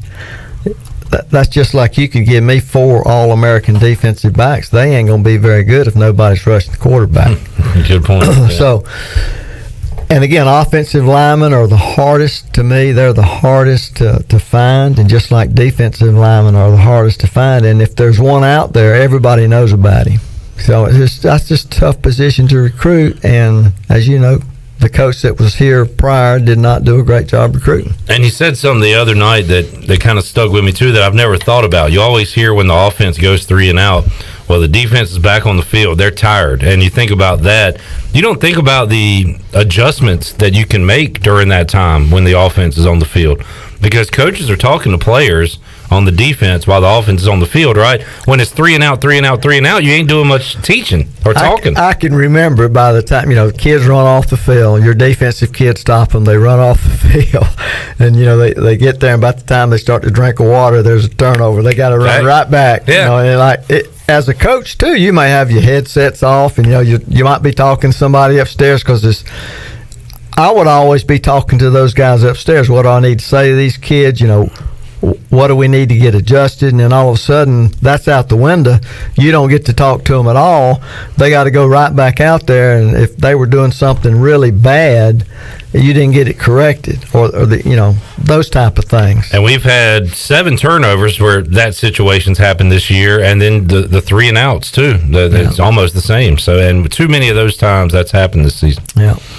Gotta help your defense a little bit. It's all cohesive football, right?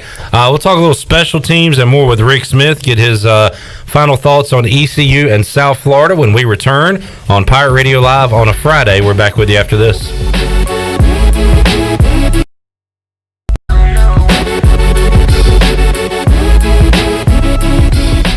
It's a story that started in a community like ours. Cal Cunningham grew up in Lexington, where church youth groups working at the local brickyard and McDonald's shaped his life.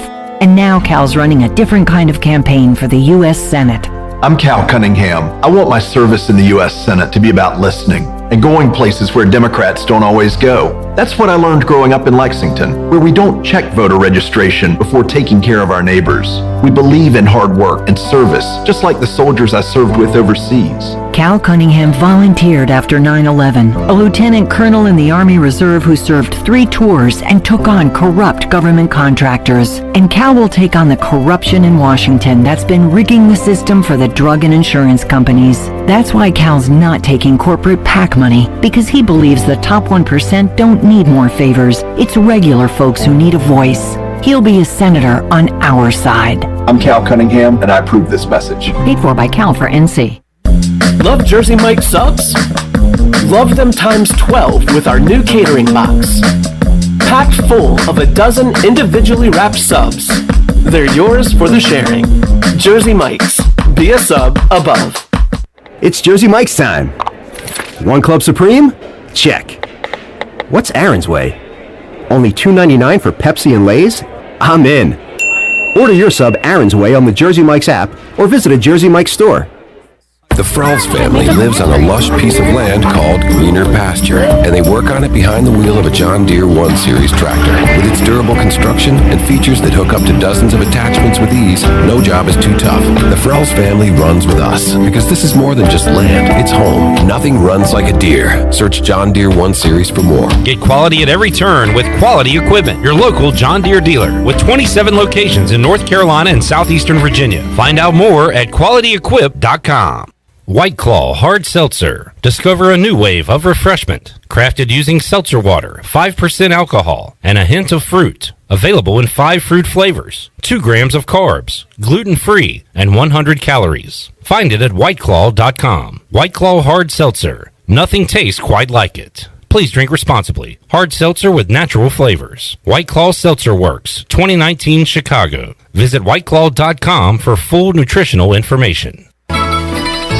The fun place to dine out with friends and family is Familia. Familia has something for everyone and offers favorites like New York-style pizza, lasagna, homemade meatballs, plus new specials like chicken parm alfredo, mahi fish and chips, chicken piccata, veggie burger, butternut squash ravioli, and more. If you need food to go, Familia's drive-thru window is open and ready for all takeout orders. Familia, Fire Tower Road near Pitt Community College, and FamiliaNC.com.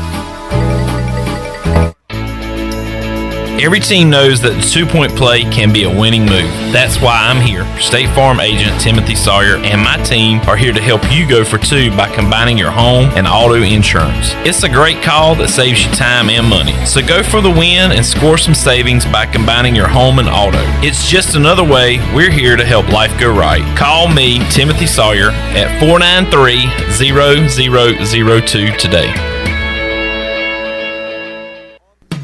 This is Dr. Anthony Scally from Orthopedics East and Sports Medicine Center of Greenville. We offer a variety of services including arthroscopic surgery, sports medicine, carpal tunnel surgery, general orthopedics, fracture care, total joint replacement, physical therapy, and on-site MRIs. For experienced and professional medical care, visit our office on W.H. Smith Boulevard in Greenville and online at orthoeast.com. Orthopedics East, providing services to ECU and Pitt County athletics for over 35 years. Go Pirates!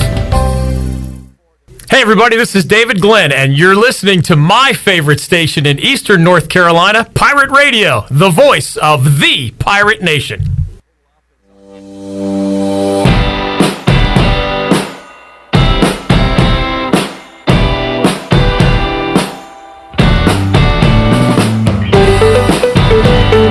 You're listening to Hour 2 of Pirate Radio Live. Now, back to the show. Welcome back. Hey, Medicare is not one size fits all, but which plan is right for you? Denise Walker is a licensed insurance agent here in Greenville and can help you find a plan offering low to no monthly premiums, prescription drug coverage, and a wide range of additional benefits like dental, hearing, vision, and more.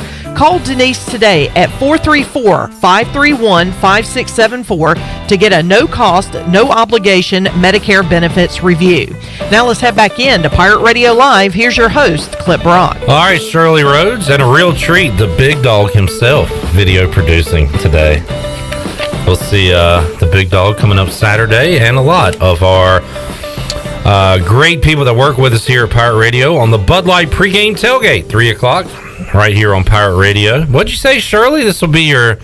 How many shows have you produced, and what number will this be? Tomorrow will be my 215th consecutive Bud Light pregame tailgate show. What a number. Yeah, we need to honor you somehow. I've been here... 215, baby.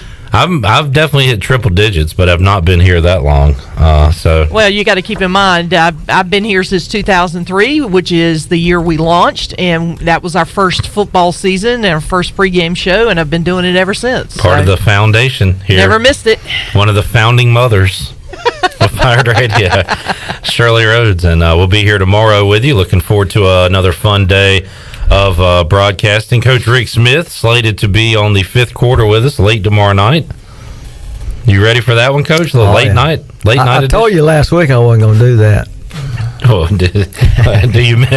Well, we'll be here, and hopefully you'll be in that chair. If you want me here, I'll be here. All right, and the fans do as well. They want to, because they got. And look, this game, Vegas. I know you don't care about spreads and lines and that stuff, but South Florida is a 4.5-point favorite. They're expecting a close game, and in games like that, special teams matter. And ECU had 2 special team scores last week. South Florida gave up a kick return last week, so we won that battle against Georgia State. It didn't mean much in the scoreboard, but you got to hope you can go out there and win special teams again this week.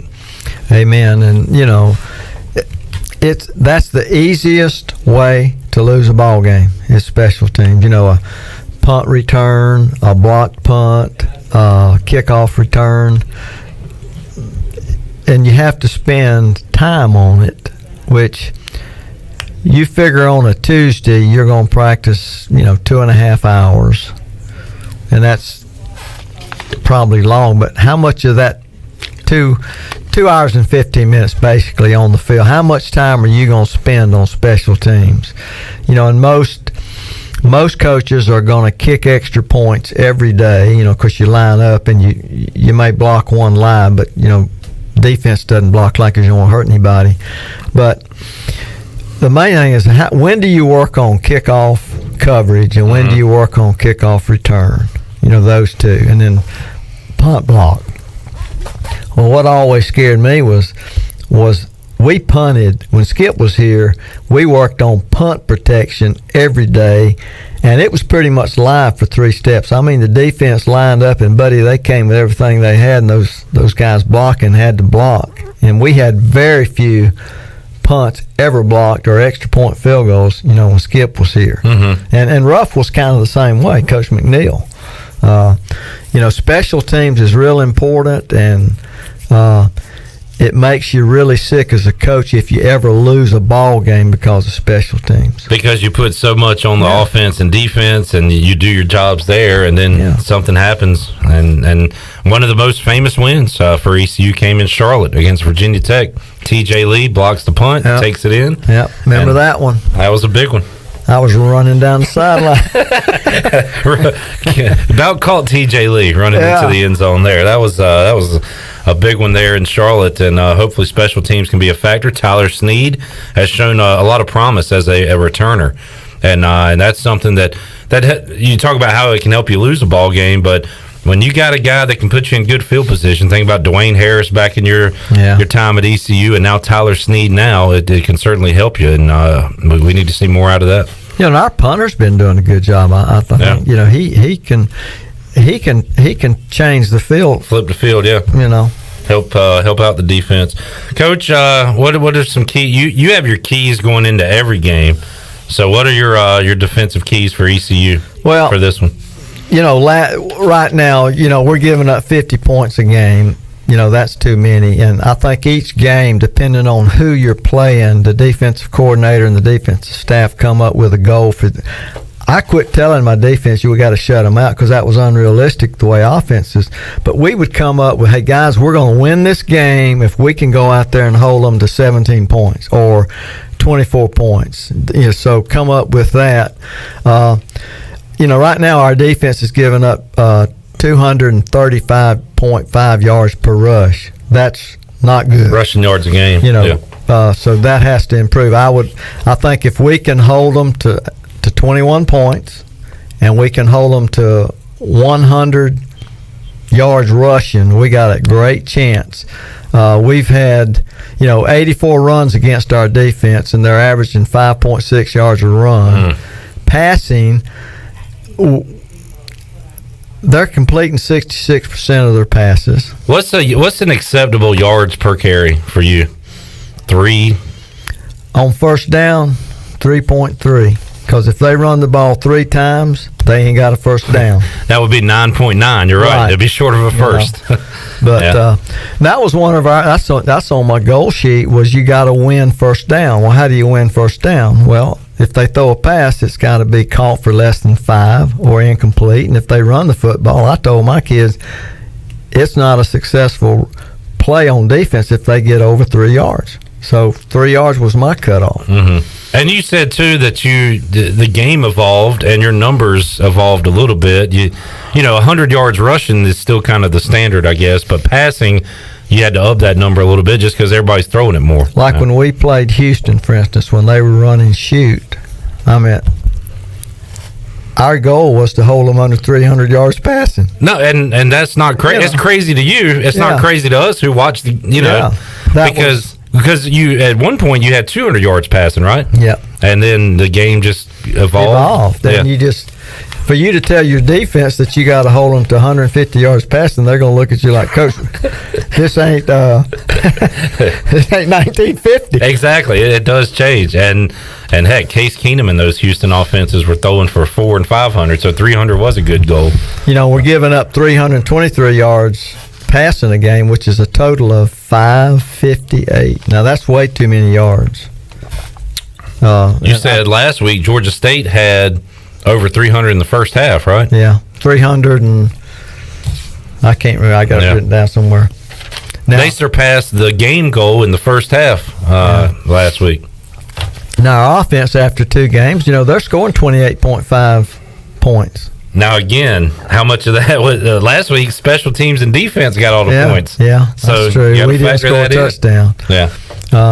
Passing, I think this is not a good stat here. We've completed 43 of 79, which is only 53%. That's got to be at least above 65. Third down, we're not very good. We're 40%, 14 of 35.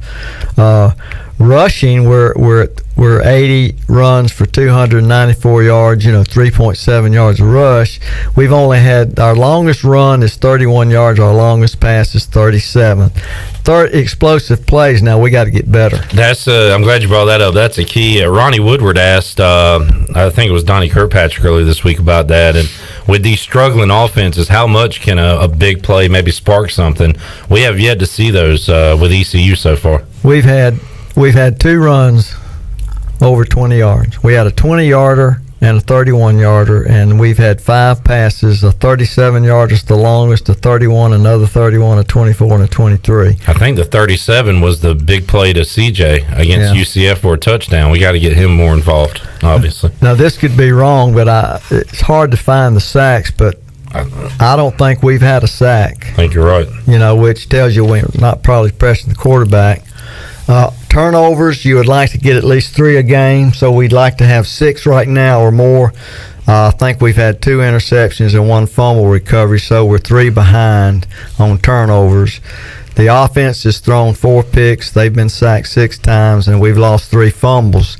So right now we've played 2 games, and we've turned the ball over 7 times. That's not good. That is not good. No, sir. Rick Smith here on Pirate Radio Live on a Friday. Coach, what's your expectation for the game tomorrow?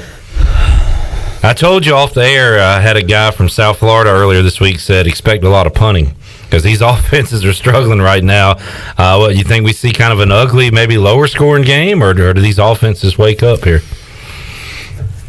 It'll be hard for us to go down there and win, but because I love East Carolina, I'm going to say we're going to win. We're going to win it 21 to 17. 17, man. Our defense is going to play great.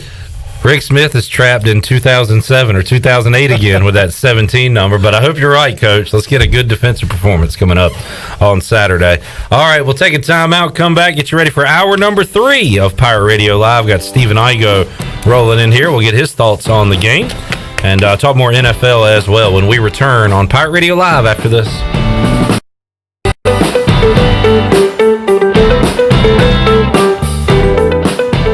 Hidden phone trade-ins, hidden plan requirements, hidden catches. You won't find them at US Cellular because we speak fair. Plus, when you switch right now, you can get $500 off the latest phones. Upgrade to fair. Upgrade to US Cellular. Requires new postpaid service plan, new line port in, credit approval, qualified smartphone purchase, and comes via monthly bill credit on a 30-month RIC. Taxes, fees, and additional terms apply. This is Brandon Tate, owner and operator of Atlantic Wireless, an authorized agent for US Cellular since 1997. Visit AtlanticWireless.com to find the store near you. We go beyond the call.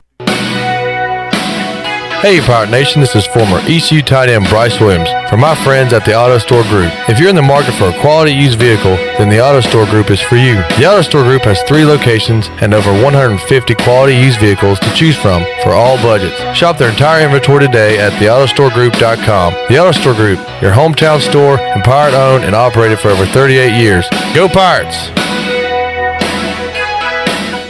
Hey guys, are you tired of tagging along with your wife or your girlfriend when you need a pedicure or manicure? Do you feel intimidated being the only guy in a female nail salon? If so, then I have the solution for you. The Man Cave is now open. I'm Amanda and I've opened the Man Cave to give men a spot just for them and for their grooming needs. Come relax in our comfortable masculine atmosphere and enjoy some free drinks and snacks during your nail service. The Man Cave, next to Lighting by Design on Fire Tower Road in Greenville. We're midway through bath time, and 2 medium 2-topping Domino's pizzas for $5.99 each have begun their drive to the Smith's front door. That's a GPS-enabled custom delivery alert, folks. The newest improvement to the Domino's tracker saying Domino's will be there in 2 minutes. They're calling it audible. Bath time's now rinse time. They've got 1 kid dry, 2 kids dry. The pizzas are here. They made it to the door. The kids are clean enough. The new Domino's tracker with GPS worked again. 2-item minimum. Pan pizza will be extra. Ask for this limited time offer. Prices, participation, delivery area, and charges may vary. Did you know you can help prevent natural gas emergencies? Whether you're planting a tree, putting up a fence, landscaping, or starting an excavation project, Greenville Utilities strongly encourages you to follow the law and call NC 811. Even minor contact with a natural gas pipeline could cause a natural gas emergency. Before digging or excavation of any kind, North Carolina law requires you call NC 811. Please call install at least 3 full working days in advance so all utility lines can be professionally marked prior to digging. Stay safe, avoid damages, and call 811 before you dig. Did you know every 2 seconds someone in the United States needs blood? It is essential for surgeries, cancer treatment, chronic illnesses, and traumatic injuries. I'm David Dom from Carolina Wealth Management. We are proud to team up with the F3 Nation for their Free to Bleed blood drive on Friday, October 23rd from 11 a.m. to 4 p.m. at the Drew Steele Center on Elm Street. Help save a life by scheduling an appointment at redcrossblood.org or contact me at 347-2200. Hey, welcome to Jack Brown's. Hey, can I get a cheeseburger and add lettuce and tomato? No, we don't have it. You can get some macaroni and barbecue chips on it, though. Greg Brady style. Or cream cheese and jalapeno jelly. Cobra Kai. Or bacon, a fried egg, and some cheese. Chiplet. Or just cheese, like a cheeseburger. Cool. I'll take a Greg Brady with those new cheese fries you guys got. Sounds good. Oh, I forgot. Can I get a side of ranch? No! Jack Brown's, 805 Dickinson Avenue, Greenville. Let's turn a trip to the branch into a tap on your phone. Let's hit pause on a lost debit card without hitting pause on life. That's how First National Bank is redefining convenience with a top-rated mobile app that puts more security and control at your fingertips and friendly people to help you succeed right by your side. Let's get started at fnb-online.com or your local First National Bank. FNB member FDIC. This is Pirate Radio, WGHB Farmville, 1250 and 92.7 FM Greenville, WDLX Washington, 930 and 104.1 FM Washington.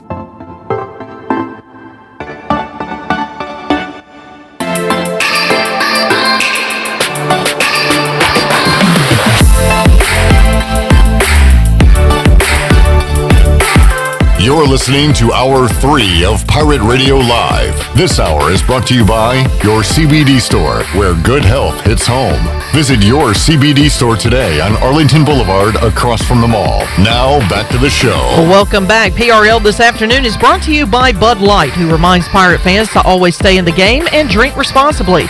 Bud Light, the official beer of the ECU Pirates, and proudly distributed by Carolina Eagle Distributing since 1989. Now let's head back in to Pirate Radio Live. Here's your host, Clip Baron. All right, welcome back into Hour 3 of Pirate Radio Live. What day is it? Not used to seeing Stephen Igoe from Hoist the Colors here on a Friday, but we moved some schedules around. Morgan Ehlers joined me yesterday. Morgan headed to South Florida today. Stephen Igoe, nice enough to come in on a Friday. Thanks, Stephen. It's a good day. Friday's a good day because, you do a lot of prep work on covering the game. Really, it's a Saturday through Thursday type of deal, or more like Sunday through Thursday, because Saturday and Sunday you're recapping the game. But Friday, you actually get some time to relax and kind of catch your breath before the game, because once the game starts, an hour before the game, it's nonstop. So Friday's a bit of a relaxing day, so glad to be here. Thank you. All right. Was that too much detail? That was a lot of talking. Did you say anything? I said Friday's a good day for me to be here. I heard that, and then you just kept going on. But thank you. There you go. Oh, thanks, man. Yeah, you're welcome. Now I'm really glad I showed up. All right. Stephen Igoe's here. We'll open up the booty bag coming up later on this hour. Make somebody a winner. We got a few fantasy football start-sits to get to, and we got some picks to make. So get Igoe's final thoughts on ECU South Florida as well. All that and more coming up. Hour 3, Pirate Radio Live. We're back after this.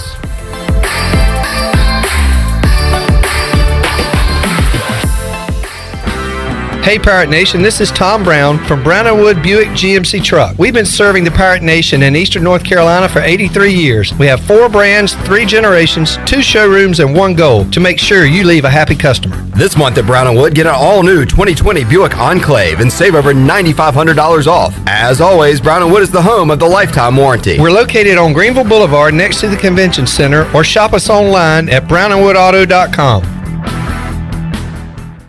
Hey Hey guys, listen up. The next 30 seconds is very important because we have an announcement. Shimmer Boutique is your one-stop shop to make you look good and thoughtful. This is Ashley at Shimmer Boutique. We specialize in men's and women's apparel and also carry the biggest selection of local hats and jewelry. From Yetis to Hey Dudes, this is the place for you. Did I mention we also have free gift wrapping? Come check us out at our new location on Greenville Boulevard behind Starbucks. Shimmer is your one-stop shop for the whole family, and we will always make your shopping experience easy and fun. When you don't have time to go to lunch, let Jimmy John's deliver lunch to you. With Jimmy John's, we can get a freaky fresh sandwich to you freaky fast. Click to order at jimmyjohns.com. Dinner's great. It's one of your top 3 favorite meals. You just don't want to have to make it. Well, with Jimmy John's, you don't have to. Whether you live in a sandwich delivery zone or heading to the store, you can always get a freaky fresh sandwich. Click to order at jimmyjohns.com. Ahoy, mateys! To keep those cars clean, you need the Pirates Cove Fast Pass. The new Pirates Cove Car Wash and Haviland Express Lube on Glen Burnie Road in New Bern is now open. Pirates Cove is now offering Fast Passes for $9.99 for new Fast Pass customers. These Fast Passes are good in New Bern and at all 3 Greenville locations. Visit us in Greenville on Fire Tower Road, Memorial Drive, and on East 10th Street. And now in New Bern on Glen Burnie Road. So we have you surrounded. Pirates Cove, the official car wash partner of ECU Athletics. May 2020, a riot erupts in downtown Greenville. Small businesses are looted. The county courthouse windows are smashed. American flags are torn down and burned. Liberal State House candidate Brian Farkas refused to condemn the violence. Instead, Farkas attacked our police by calling for a radical statewide oversight committee that would bypass our local elected sheriff and district attorney. Farkas even took a $5,400 donation from a group which explicitly seeks to defund our local police at a time when we need them most. State Representative Dr. Perrin Jones has taken a different approach. He's working with Democrats and Republicans in Pitt County to institute meaningful reforms that protect victims of crime and the rule of law, all while honoring those who put their lives on the line for us every day. I'm Dr. Perrin Jones, and I'll stand up for our boys here in Pitt County and across North Carolina. Dr. Perrin Jones for State House, paid for by supporters of Perrin Jones. North Carolina state parks are now open for visitors. Parks should be used for exercise, fresh air, getting out in nature, or a day trip as the state safely reopens. Visitors should enjoy themselves, but please remember the 3 W's. Wear face coverings, wait 6 feet apart, and wash your hands often. Focus on moving through the park, keep social distancing in mind, and avoid large groups. While most facilities and activities will be open, please contact any state park before your visit with questions or visit ncparks.gov/open. I'm Sam Jones, and for more than 3 generations, my folks have kept the fires burning for Eastern North Carolina Whole Hog Barbecue. At Sam Jones, you'll find our smokehouse pumping out wood-fired meats, cooked fresh every single day. There are no freezers at our place. Everything, and we mean everything, is made fresh daily, including our sides, sweets, and sauces. Stop in and see us, and I bet you'll be able to taste our passion in just one bite. At Sam Jones Barbecue, you'll find plenty of smoke, but no mirrors. Hi, this is Phil Steele of Phil Steele's College Football Preview Magazine, and you're listening to Pirate Radio, the voice of Pirate Nation.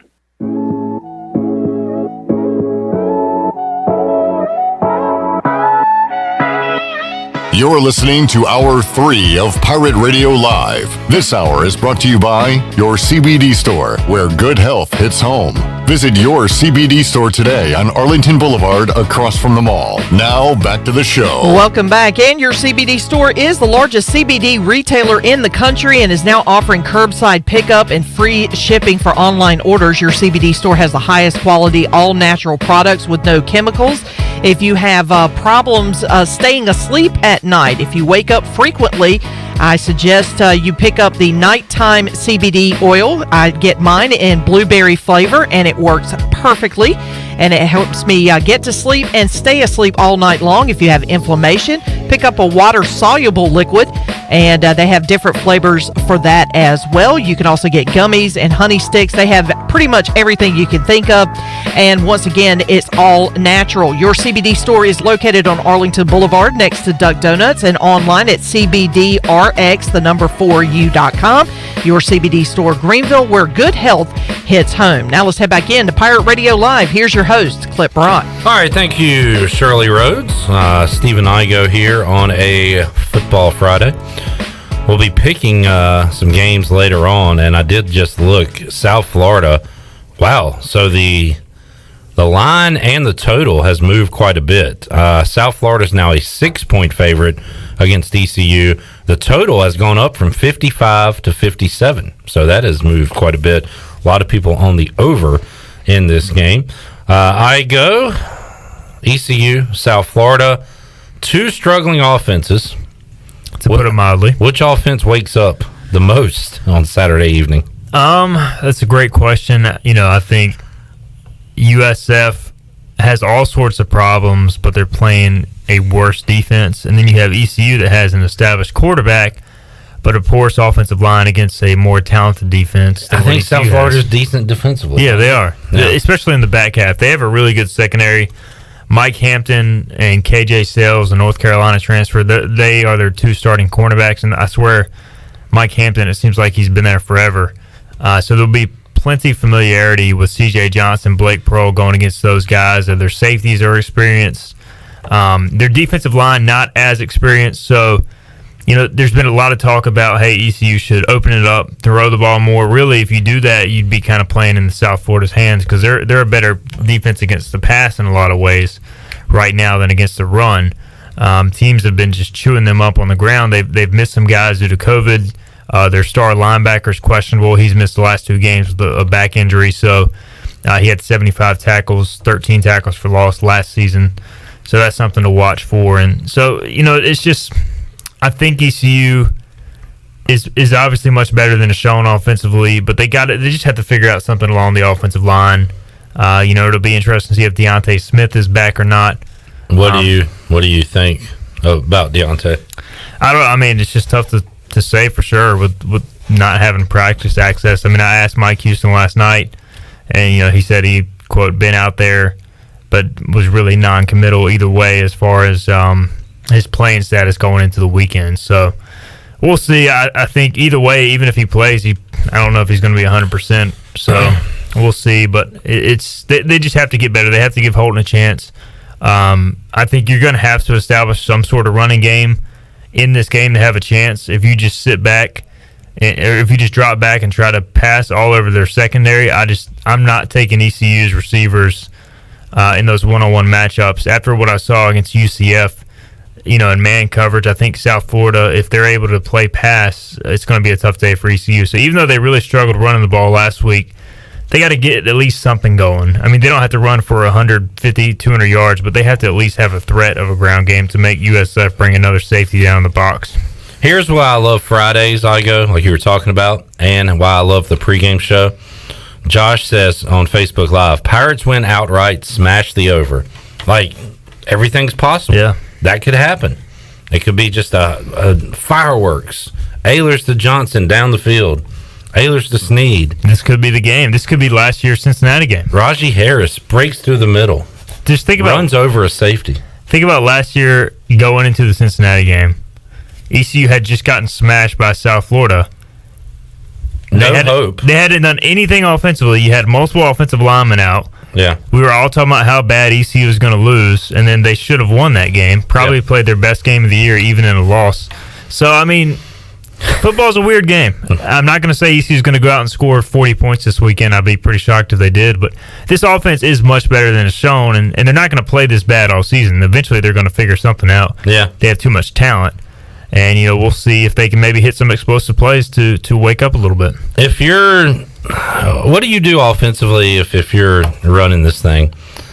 Do you try to get in a shorter slugfest type game with a struggling offense like South Florida? Or do you open it up, high tempo, let Ehlers throw it 50 times? What's the best way to go about a victory here? I would like to see them start the game with some tempo, just from talking to some people that know football that watch South Florida, and I discussed this on my podcast, the West Coast podcast this week with Bobby, who joined me, a former ECU defensive assistant. But he said on film, when you watch South Florida versus Cincinnati, when Cincinnati went tempo, USF really was confused on a number of occasions as far as lining up, as far as what their assignments were.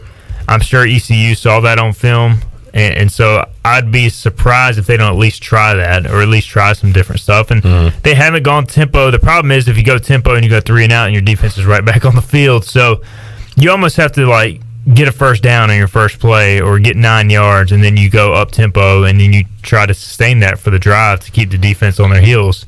I don't think ECU is going to do that the whole game, but they got to try something different. I also would like to see Holton Ahlers more in the run game. They just have not done any design, or not any, but they haven't done many design runs.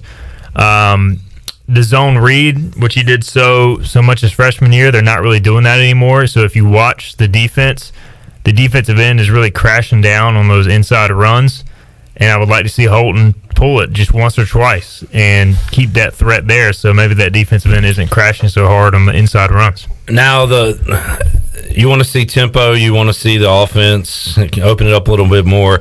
Like, the downside of trying to get into a slugfest type of game is, do you have a defense built for that type of game?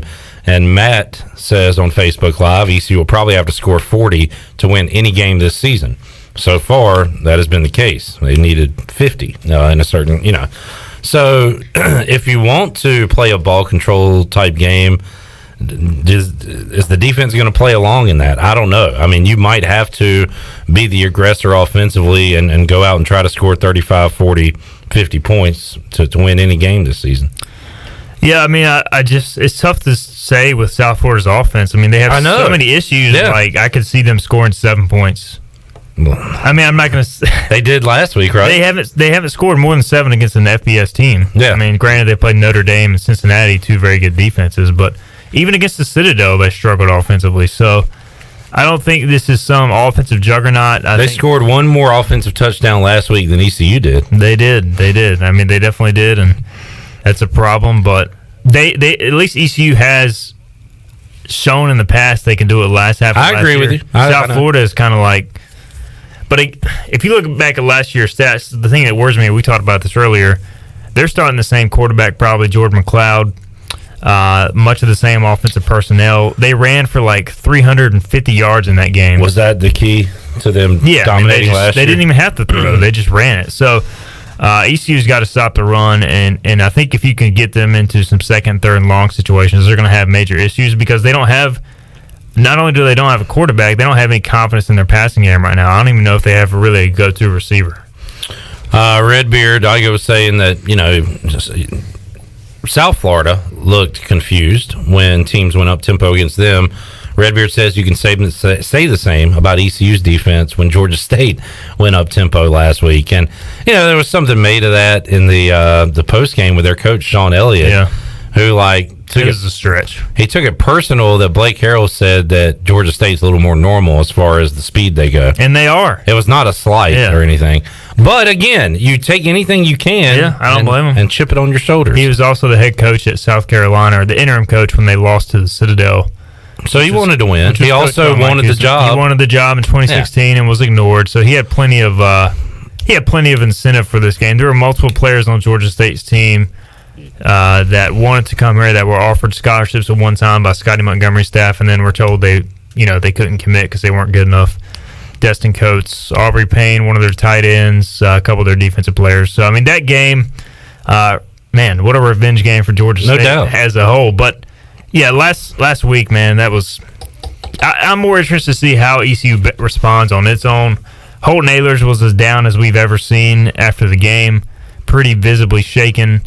I think almost in a bit of shock just at how bad they played offensively against a Sunbelt team, a good Sunbelt team, but still a team that's considered, less talented ECU. Even after watching that game, I don't think that's the case.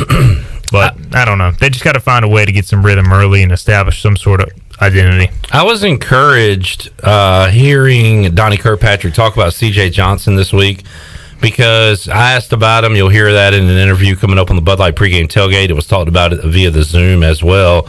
And he talked about how CJ did have 3 pass interferences against him last week, which helped the Pirates get the ball, get a few yards.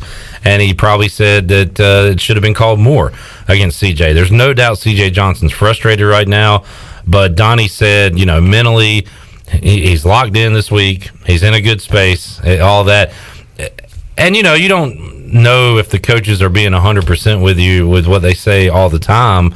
But him to go out and say all that rather than just saying, oh, he's fine, or kind of dodging it, it makes me feel a little bit better that we'll see the old C.J. Johnson at some point this season, hopefully on Saturday night. Yeah, I mean, and I feel like Donnie's a straight shooter. I mean, I don't think he's ever going to beat around the bush or send us the wrong way. So I'd be surprised. I think CJ, like Donnie said, it's going to come. I mean, he's too good for him not to have a breakout game. I mean, even if you look back at the UCF game, he had, 2 catches? But that one catch where he caught the ball on a slant, it looked like really nothing was there, and he just, kind of shrugged 2 guys off of him. That's why you just have to find a way to get the ball in his hands. They tried it with one of the screen passes last week, and he wasn't able to break the tackle. But I would like to see more of that stuff, just because it didn't work on that one play. Then the rest were just go routes where the guys were holding him. And Donnie said himself he has to do a better job of getting him involved in plays. Like, put him in the slot, send him into motion, do some different things to try and get him off that press coverage because teams are doing it. And he's a big physical guy, but it's almost like he's not the fastest guy in the world. So once they kind of get a hold of him, get it inside his pads, he has trouble getting separation off the line of scrimmage. So that's something, he's got to continue to work on. And the ECU's got to do a better job of getting him in different spaces, maybe line him up off the line, in a stack formation or something, just to try and get him involved early. Because I think he's one of those guys, if he's not involved throughout the game, he has shown a tendency in the past to kind of check out a bit and not go 100%. Rick Smith has a lot of numbers in those folders, Igoe, and some of those numbers are more important than others. And the lack of big plays for ECU, like he said, 2 runs, 20 or more yards this year, and then I think one of those was Holton. The big pass play, I think the 37-yarder, the longest one of the year, was probably that CJ touchdown, right, against UCF. So. No big plays. Who are the big time playmakers? Like last year, Josiah Hatfield was one of those guys. Who steps up? Because Tyler Snead is reliable, Blake Prohl's reliable, but who's going to make that 30, 40, 50-yard play? Yeah, they aren't really explosive guys. I guess Tyler Snead can be, but he's more shifty than... And they design it to kind of get him to him short and let him run after the catch. Yeah, and so I think CJ's got to be one of those guys for sure. Hatfield would, but he is out right now. Yeah. He didn't play last week. He missed a lot of time in the preseason, so I don't know what his status is. Keaton Mitchell, you think would be someone to fill that void, kind of that 5'9", 180-pound running back who can do some different things. Really didn't get much of a shot last week, just how the game went. But in the opener, I thought showed some big play potential. And I think Omatosho is a guy who should be able to stretch the field as well. We just haven't seen many downfield targets from him. He had a bad drop last week, so hopefully he can bounce back. And I think the tight ends can make some explosive plays too if they get the right matchup. But it's hard to make 40-yard games when you can't block. Stephen Igoe, hoist the colors, joining us here inside the Pirate Radio studios. Igoe, we'll pick this game a little later on in today's show. Let's take a timeout right now. Shirley will return and talk some NFL, a little fantasy football start-sit. If you'd like to get a start-sit question in or have a comment, you can do so on Twitter or Facebook Live. And we'll circle back to college football to wrap up today's show. As we take a timeout, Shirley, you want to make somebody a winner right now? Let's do it. Booty, booty, booty, booty, booty everywhere. Booty, booty, booty, booty, booty everywhere. So, caller 12 at 317-1250 wins a $10 gift card to Pop's Old Fashioned Burgers. Way more than burgers. They got a lot of awesome food there. Pop's, you can be a winner today. 317-1250. We'll have our winner. Talk some NFL, more college football after this.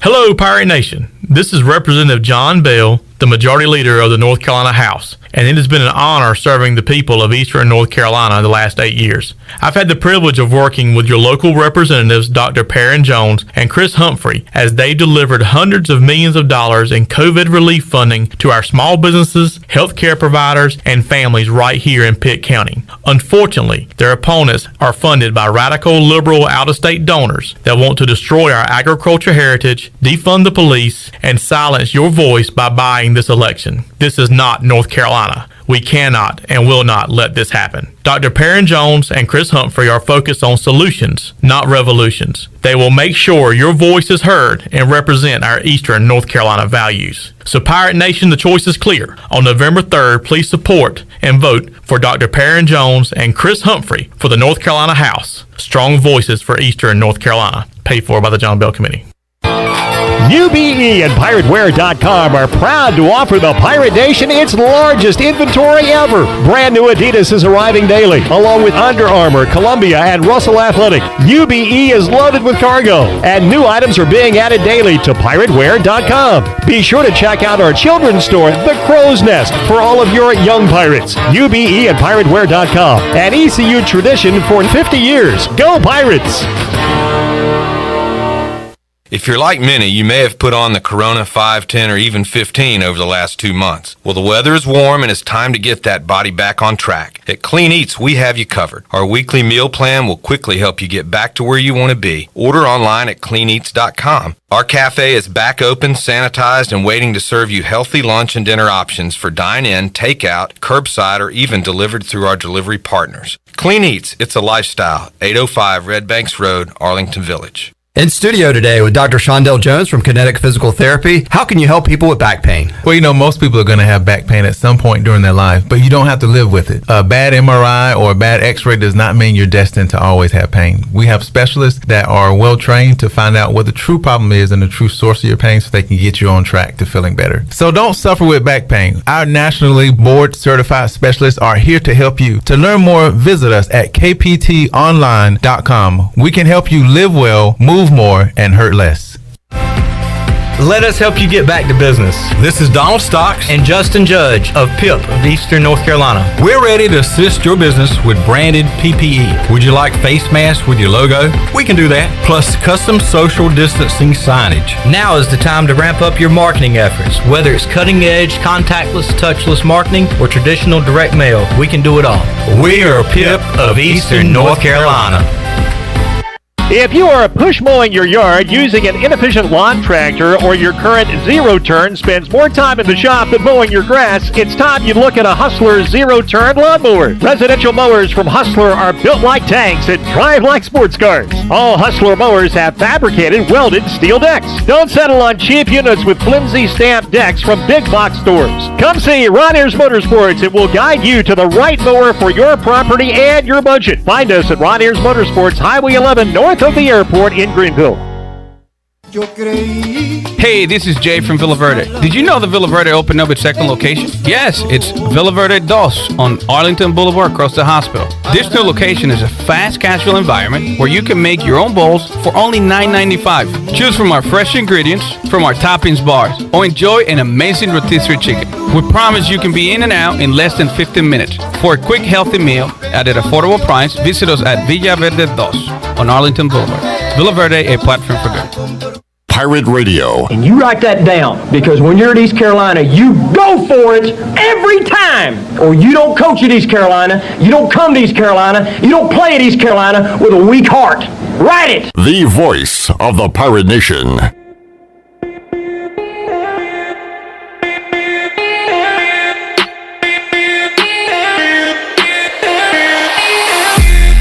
You're listening to Hour 3 of Pirate Radio Live. This hour is brought to you by your CBD store, where good health hits home.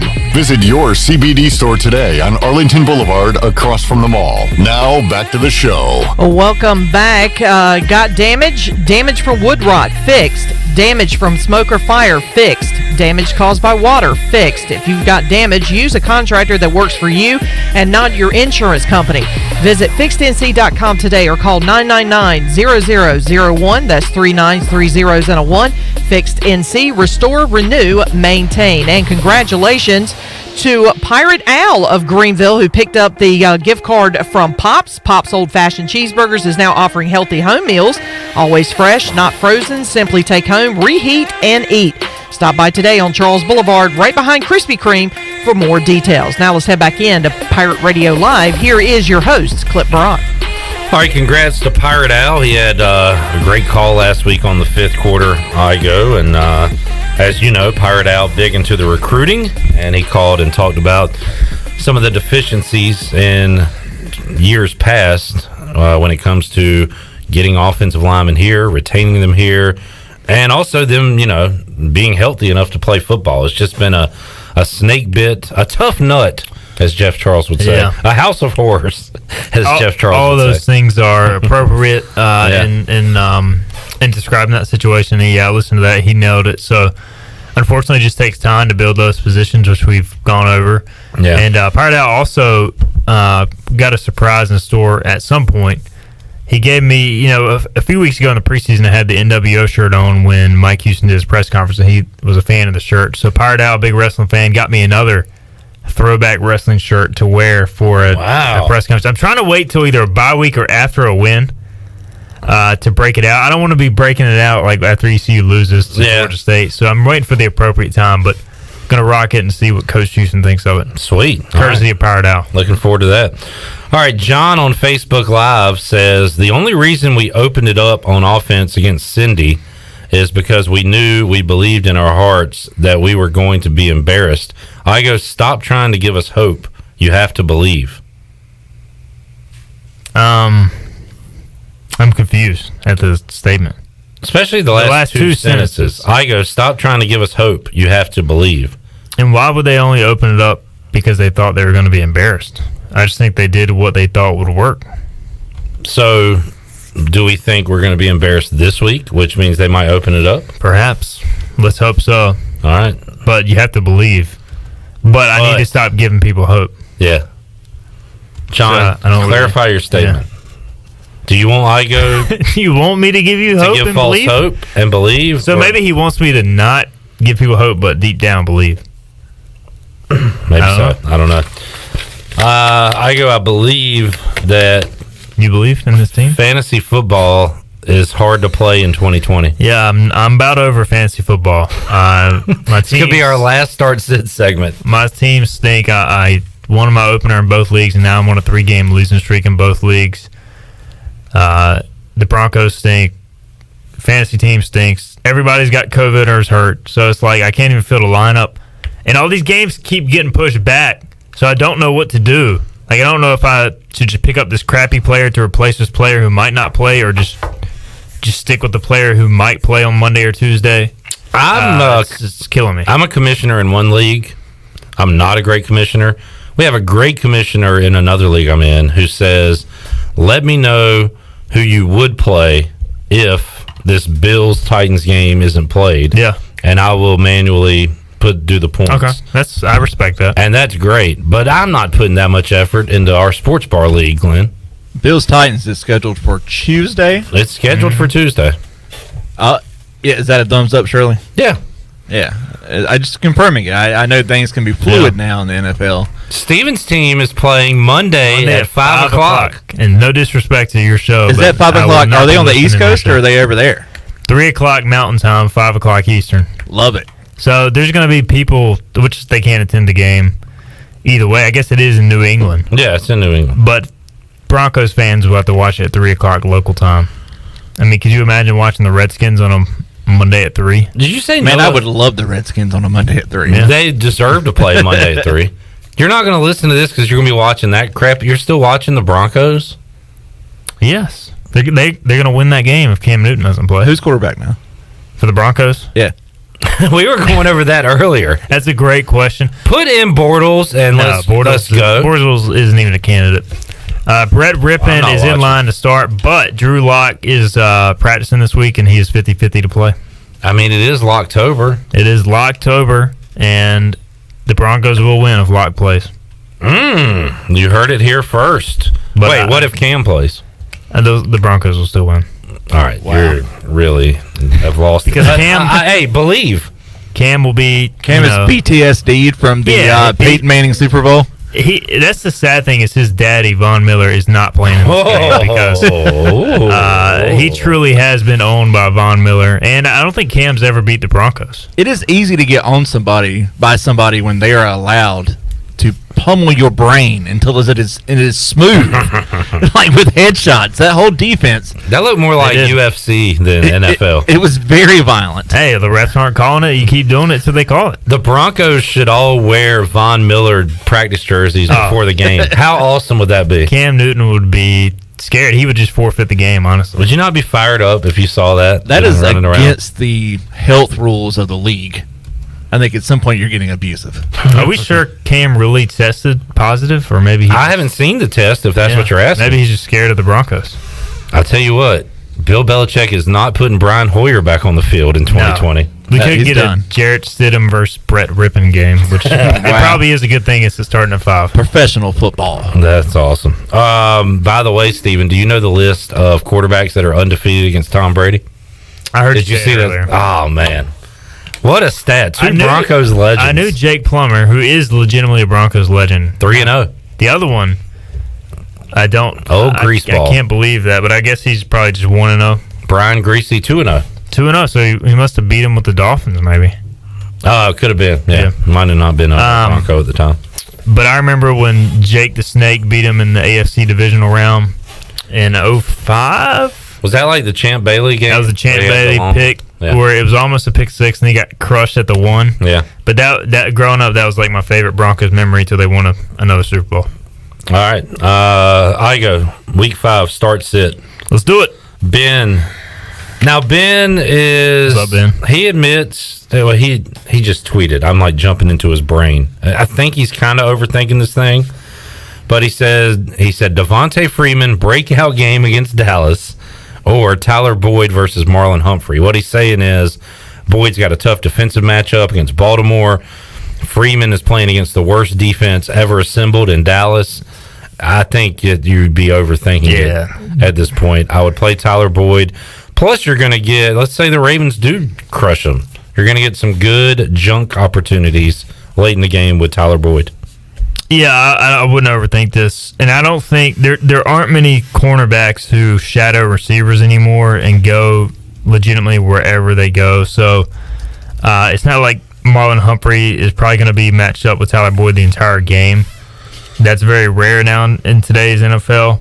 Maybe it will happen. I don't know how the Ravens operate defensively as much as some, but I would go Tyler Boyd here just because Devontae Freeman stinks. All right, Steve says... I meant to say the Giants stink, not Devontae Freeman.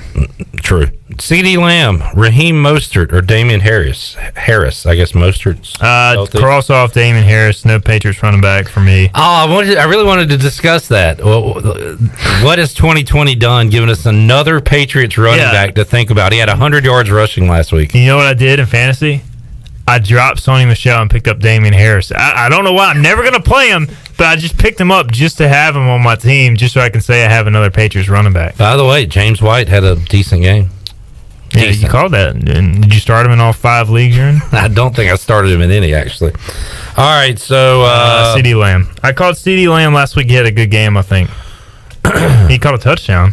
That's all I know. The Cowboys scored a million points. Quick question here. Hold on. Before we move on, I might start Mostert if he's healthy against the Dolphins. Yeah, what is Mostert's situation? If he's healthy, I would start Mostert. I also picked up Jeff Wilson last week and thankfully didn't start him, the Niners running back. I was playing against him and I got scared that, like, oh, God, who's this random dude? Did he even get a carry? It was bad. All right, Tony. No carries. He had 1 week where he got points. Yeah. He had like 19, 20 points that week. And that's like the only week he scored in fantasy this year. He was projected to score like 10, so I thought about it, and then I'm like, no. Nah. Last night I played that Vaughn dude. Keyshawn Vaughn. Yeah. He had like half a point. I did not play Scotty Miller after I saw that Clip took the over on catches. You wanted to talk about I played Scotty Miller. I took him out. I put him down. I'm so frustrated. This is another reason why I didn't want to come to the show today. Tom Brady had like 27 completions. Yeah, they threw it a million times, and he was I don't out get there. And he was running like those short routes that every White slot receiver always runs for Tom Brady teams. Should have been 8 catches, 75 yards, and a touch. Real easy. Yeah. I just don't understand it. I don't think he played. Gronk got like 7 targets, and he's barely even open. Scotty Miller's just hanging over in the flats, wide open. I so frustrated. And he's been like pretty consistently productive this year. I know. And then all of a sudden, Tom Brady's just like, I'm not even going to throw him the ball. Not even no catches, no targets. Yeah. And this random dude came off the bench who had a good game. It's hilarious. Like a no bet, cancel. Yeah, you got a break on that one. Don't gloat too much. You never know who might be listening. He was so invisible last night. When you place a prop bet like that, the player has to play for it to count. He was so bad and invisible that there was a glitch, and it said no bet. The bet got canceled, as if he didn't even play, even though he was running up and down the field. That is awesome. So he got snaps. Yes, he was He playing. just didn't generate any stats. Yes, and so as a result, there was a glitch in the matrix. I like it. And that was a push. I'll take it. Count that as an official push. Would have not happened if you had him starting in the flex. Well, you would have had a 0. Yeah, it's but not happening. From betting standpoint, it's a push. All right, Tony says Minshew or Rivers. I don't know if I can start Phillip Rivers ever again. I think he's toast. Give me Rivers is against the Browns. Who's the Jags? Houston. I mean, that could be a fun shootout type of game. Houston's defense not good. Give me Minshew. All right, Igoe, here we go again. My boys, but I'm adding a new one to the mix this week. Levitt, how you say it? I just call him Visca. Visca Chenault. LaVisca Chenault. Henry Ruggs or James White. Cross off James White and give me LaVisca. We just talked about him. Okay. In that game, I know that the last time I said to start him, he didn't do a whole lot. I don't know what he's done the past couple weeks, but I still like his upside. This is what I would refer to in the biz as a good problem. Justin Jefferson or Jameson Crowder. Jefferson had a monster game, like 200 yards, right? And then followed it up with a 100-yard game. Crowder had 1 million targets. Now, Crowder does have Joe Flacco throwing to him this week. And the Jets have a positive test. Correct. And they play the Cardinals. Jefferson. Yeah. But Crowder is that is a good problem. Pretty consistent if he's healthy, that they're just going to, because they don't have anybody else to throw to. So, all right. Give me Jefferson, says Igoe. All right. Do you have any? Yeah, a bunch. I'm going through these as we go, but quarterback in my 2-quarterback league, I have Drew Lock and Cam Newton on the same team. If neither of them can go, wait, is this the one you had Haskins in? Yeah, this is the one I had Haskins in. Might have to drop Haskins. He's not starting. I would definitely drop him and never pick him up again. It's a dynasty league, so Igoe, you do not want Dwayne Haskins. Either way, should I pick up Stidham or Brett Rippon? Wow. I mean, again, folks, 2-quarterback league, and Drew and Newton are whatever, and Dwayne Haskins. You didn't do a great job with your quarterbacks, though. That Kyler Murray. Okay, that is a great pick, especially Dynasty. Okay, I'm sorry. 2-quarterback leagues is tough. Kyle Allen. And I had Andrew Luck, but he retired, so that really screwed me over. Let's see, Rippon or who's going to throw more? Stidham looked good last week when I think he threw a pick or two. But, like, we moved him down the field. Rippon, Vic Fangio, are you sure he's a defensive coach? Because he was just kind of free balling out there. Is that a term? He honestly looked good without the picks, if that's a thing. I mean, I'm starting Jared Stidham probably. But I feel like the Patriots are just going to run the ball the whole game. I know. I'll go Rippon. There's more potential for the Patriots get up and Rippon has to come back. All right, I'll go Rippon. That is not a good problem to have. No. Also, I'm not going to win in this league either way. I have Scotty Miller in the lineup. But Philip Lindsay's coming back from injury. He will play this week. And all his projections are really low, like 5 or 6 points. But I feel pretty good that he's going to have a good season. So right now I've got Zach Moss and Latavius Murray If Lindsey's playing, you play him. Yeah, but who should I take out, Moss or Murray? What has Moss done this year? He's missed the last few weeks with a toe injury. Still limited. I guess I might take that one into... You know what they say, Igoe? You always want a guy for that Tuesday night game. I know, but I also want somebody for that Monday afternoon game. What a weird year we are living in right now.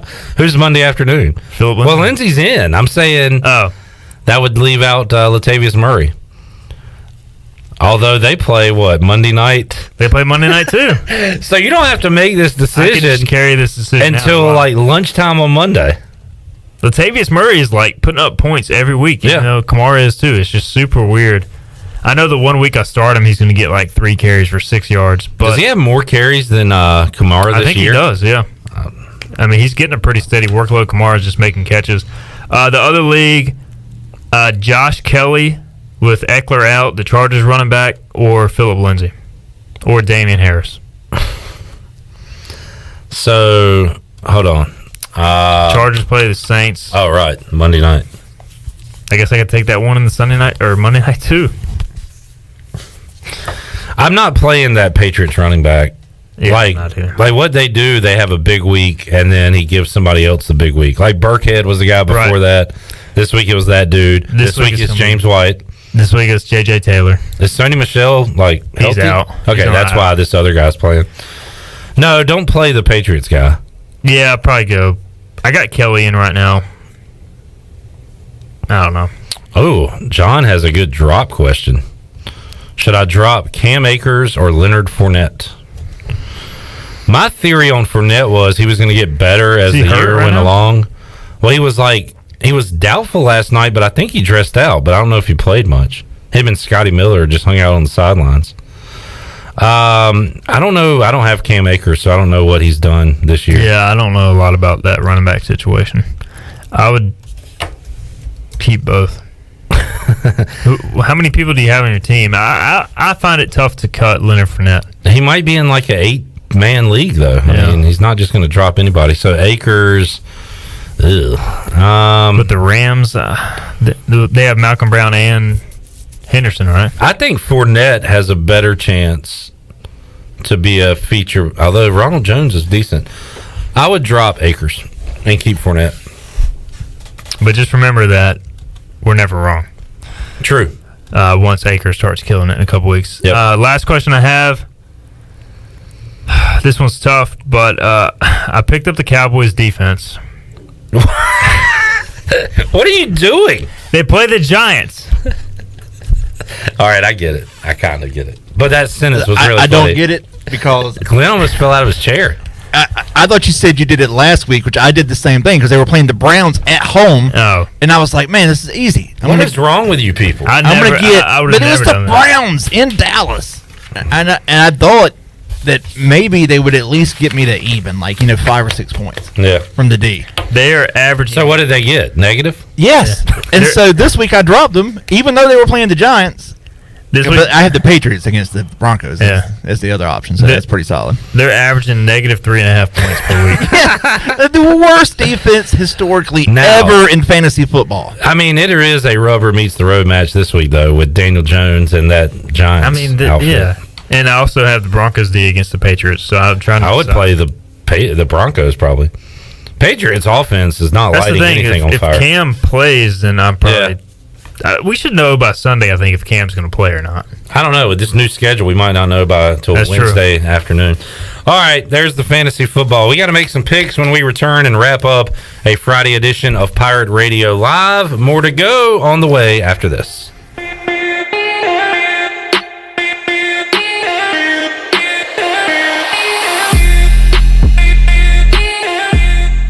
Hidden phone trade-ins, hidden plan requirements, hidden catches. You won't find them at US Cellular because we speak fair. Plus, when you switch right now, you can get $500 off the latest phones.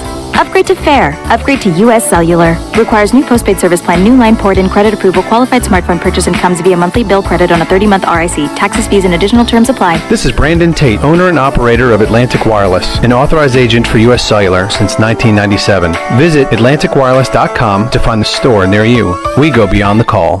It's a story that started in a community like ours. Cal Cunningham grew up in Lexington, where church youth groups working at the local brickyard and McDonald's shaped his life. And now Cal's running a different kind of campaign for the U.S. Senate.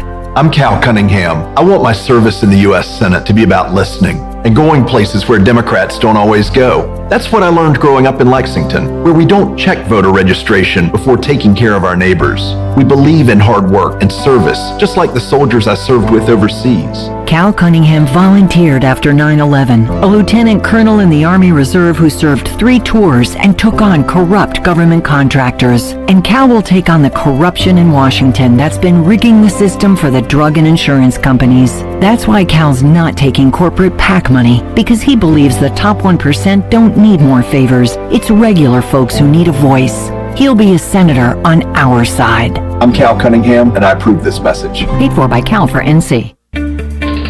I'm Michael Vaughn with East Coast Grading and Utilities. Many of you know my dad, David Vaughn, and his work in putting in subdivisions all over Pirate Nation. But East Coast Grading and Utilities is not just for those type of big jobs. We're here for the homeowners. Whether it's concrete, driveways, hauling rock, or sand, whatever you need, East Coast Grading and Utilities can get the job done. Call us at 252-531-7494 or check us out on Facebook at East Coast Grading and Utilities.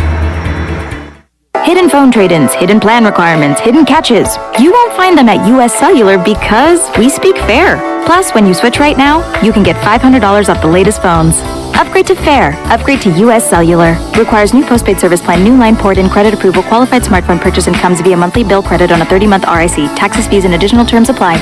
Does the idea of going to your local U.S. Cellular store make you feel a bit uncomfortable? Tired of the hassle of waiting and wearing a mask? Let Toby Williams and his outside sales team take away that worry. They will come right to your home or office and drop your phone off on the porch or at the front desk for you. Saving you time and worry is what the team at Cellular Warehouse is all about. Call Toby today at 252-799-7051 and let them help you with all of your wireless needs. Cellular Warehouse, your local U.S. Cellular authorized agent.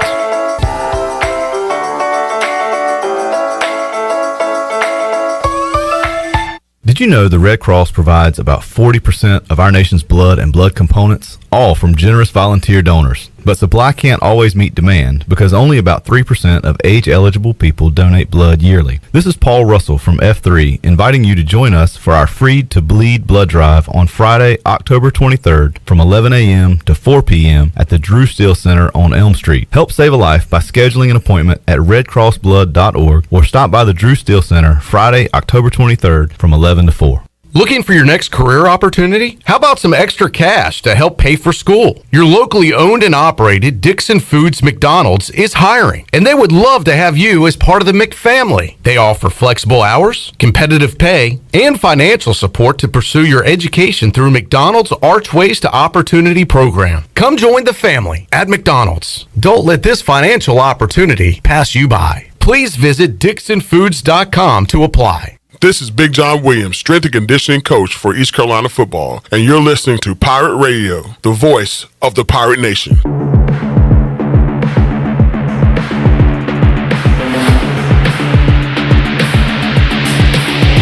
You're listening to Hour 3 of Pirate Radio Live. This hour is brought to you by your CBD store, where good health hits home.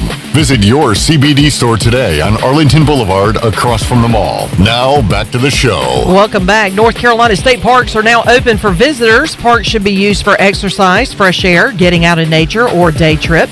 Visitors should enjoy themselves, but please remember to focus on moving through the park, keep social distancing in mind, and avoid large groups.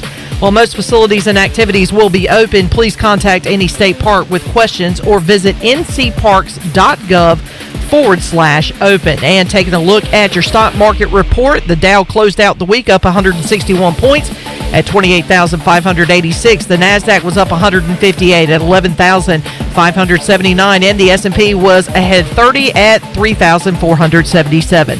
That's your Wells Fargo Advisors financial report. For a personal look into investing, call Wells Fargo Advisors today at 756-6900 in Greenville.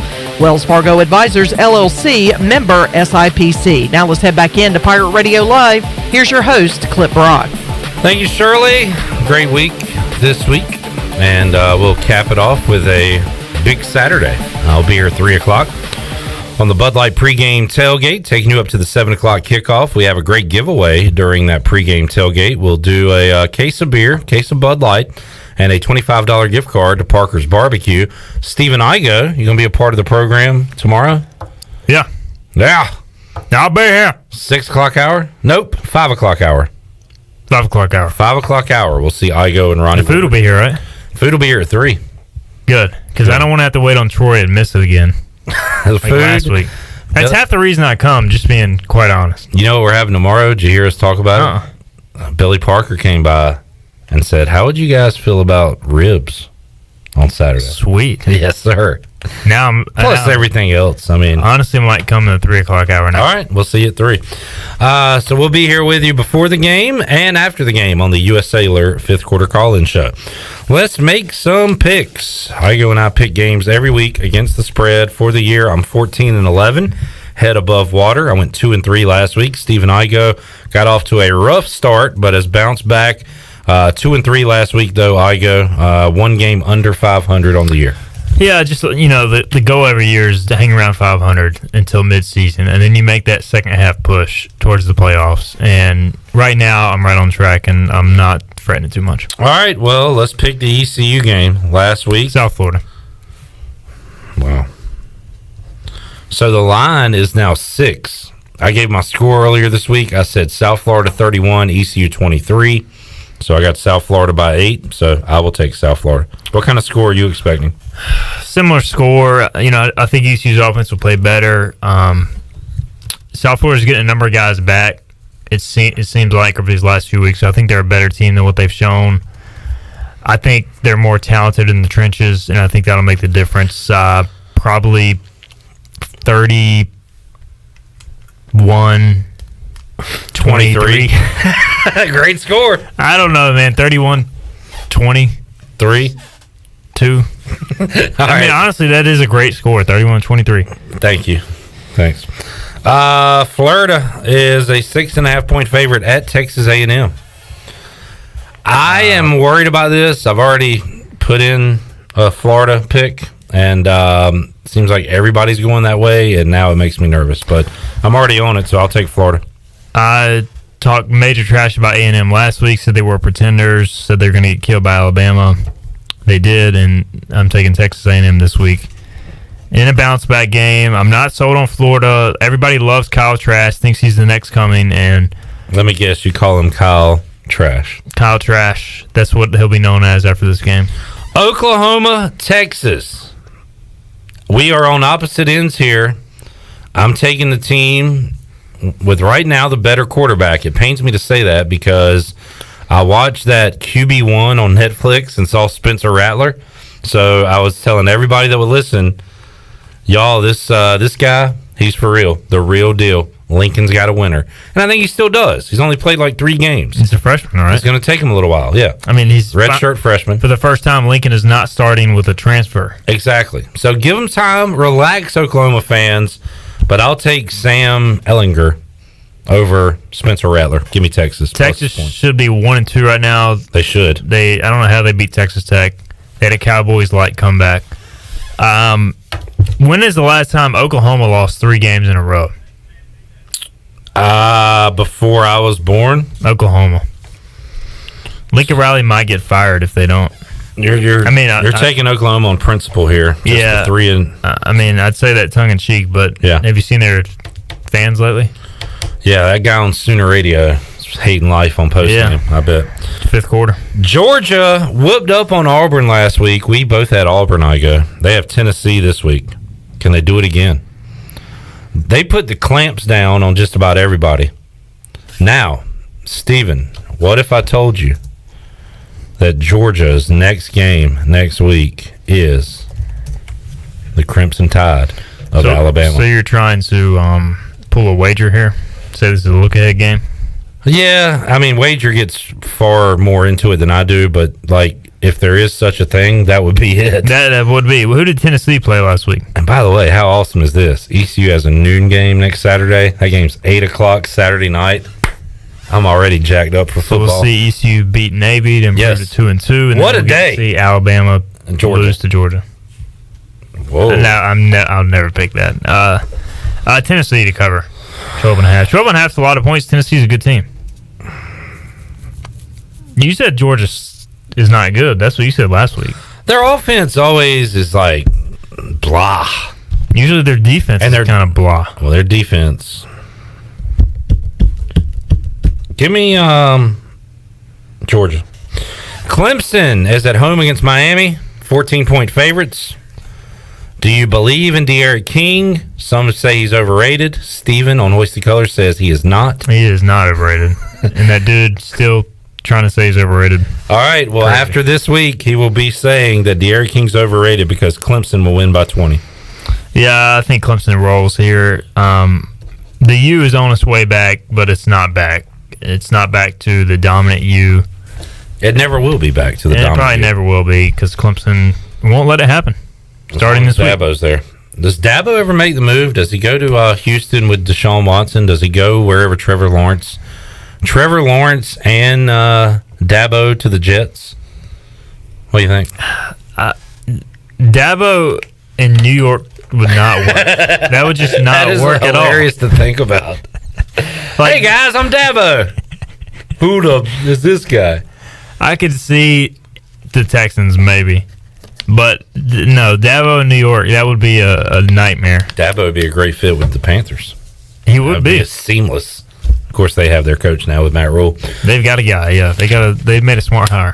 Igoe, good stuff. What should we look out for on Hoist the Colors between now and 7 o'clock tomorrow night? We got 25 hours to read everything we possibly can. So what do you got there for us? Well, we just dropped our pregame podcast this morning, so check that out. So I don't like that you're in the audio space. That's my space. Are you in the podcast game? No. All right, then. Although I do have a podcast with you and Zach Maskovich that has been unreleased. What was the name of that again? The Flagrant 3. Yeah.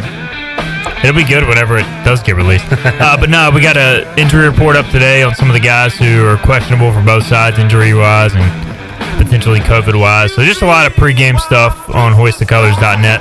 We'll have it all in one place tomorrow leading into kickoff as well if you missed anything this week. All right, Stephen Igoe and I did not plan on wearing NWO shirts last week. I wore mine, and then he came in with his. What will we be wearing tomorrow? Tune in and find out. We'll see you on the Bud Light pregame tailgate, 3 o'clock Saturday after the game on the U.S. Sailor 5th Quarter Call-In Show. For Shirley Rhodes, Glenn Griffin, the Big Dog, Stephen Igoe, I'm Clip Brock. So long, everybody. Thanks for listening to Pirate Radio Live, an exclusive presentation of the voice of the Pirate Nation. This is Pirate Radio, WGHB Farmville, 1250 and 92.7 FM Greenville, WDLX Washington, 930.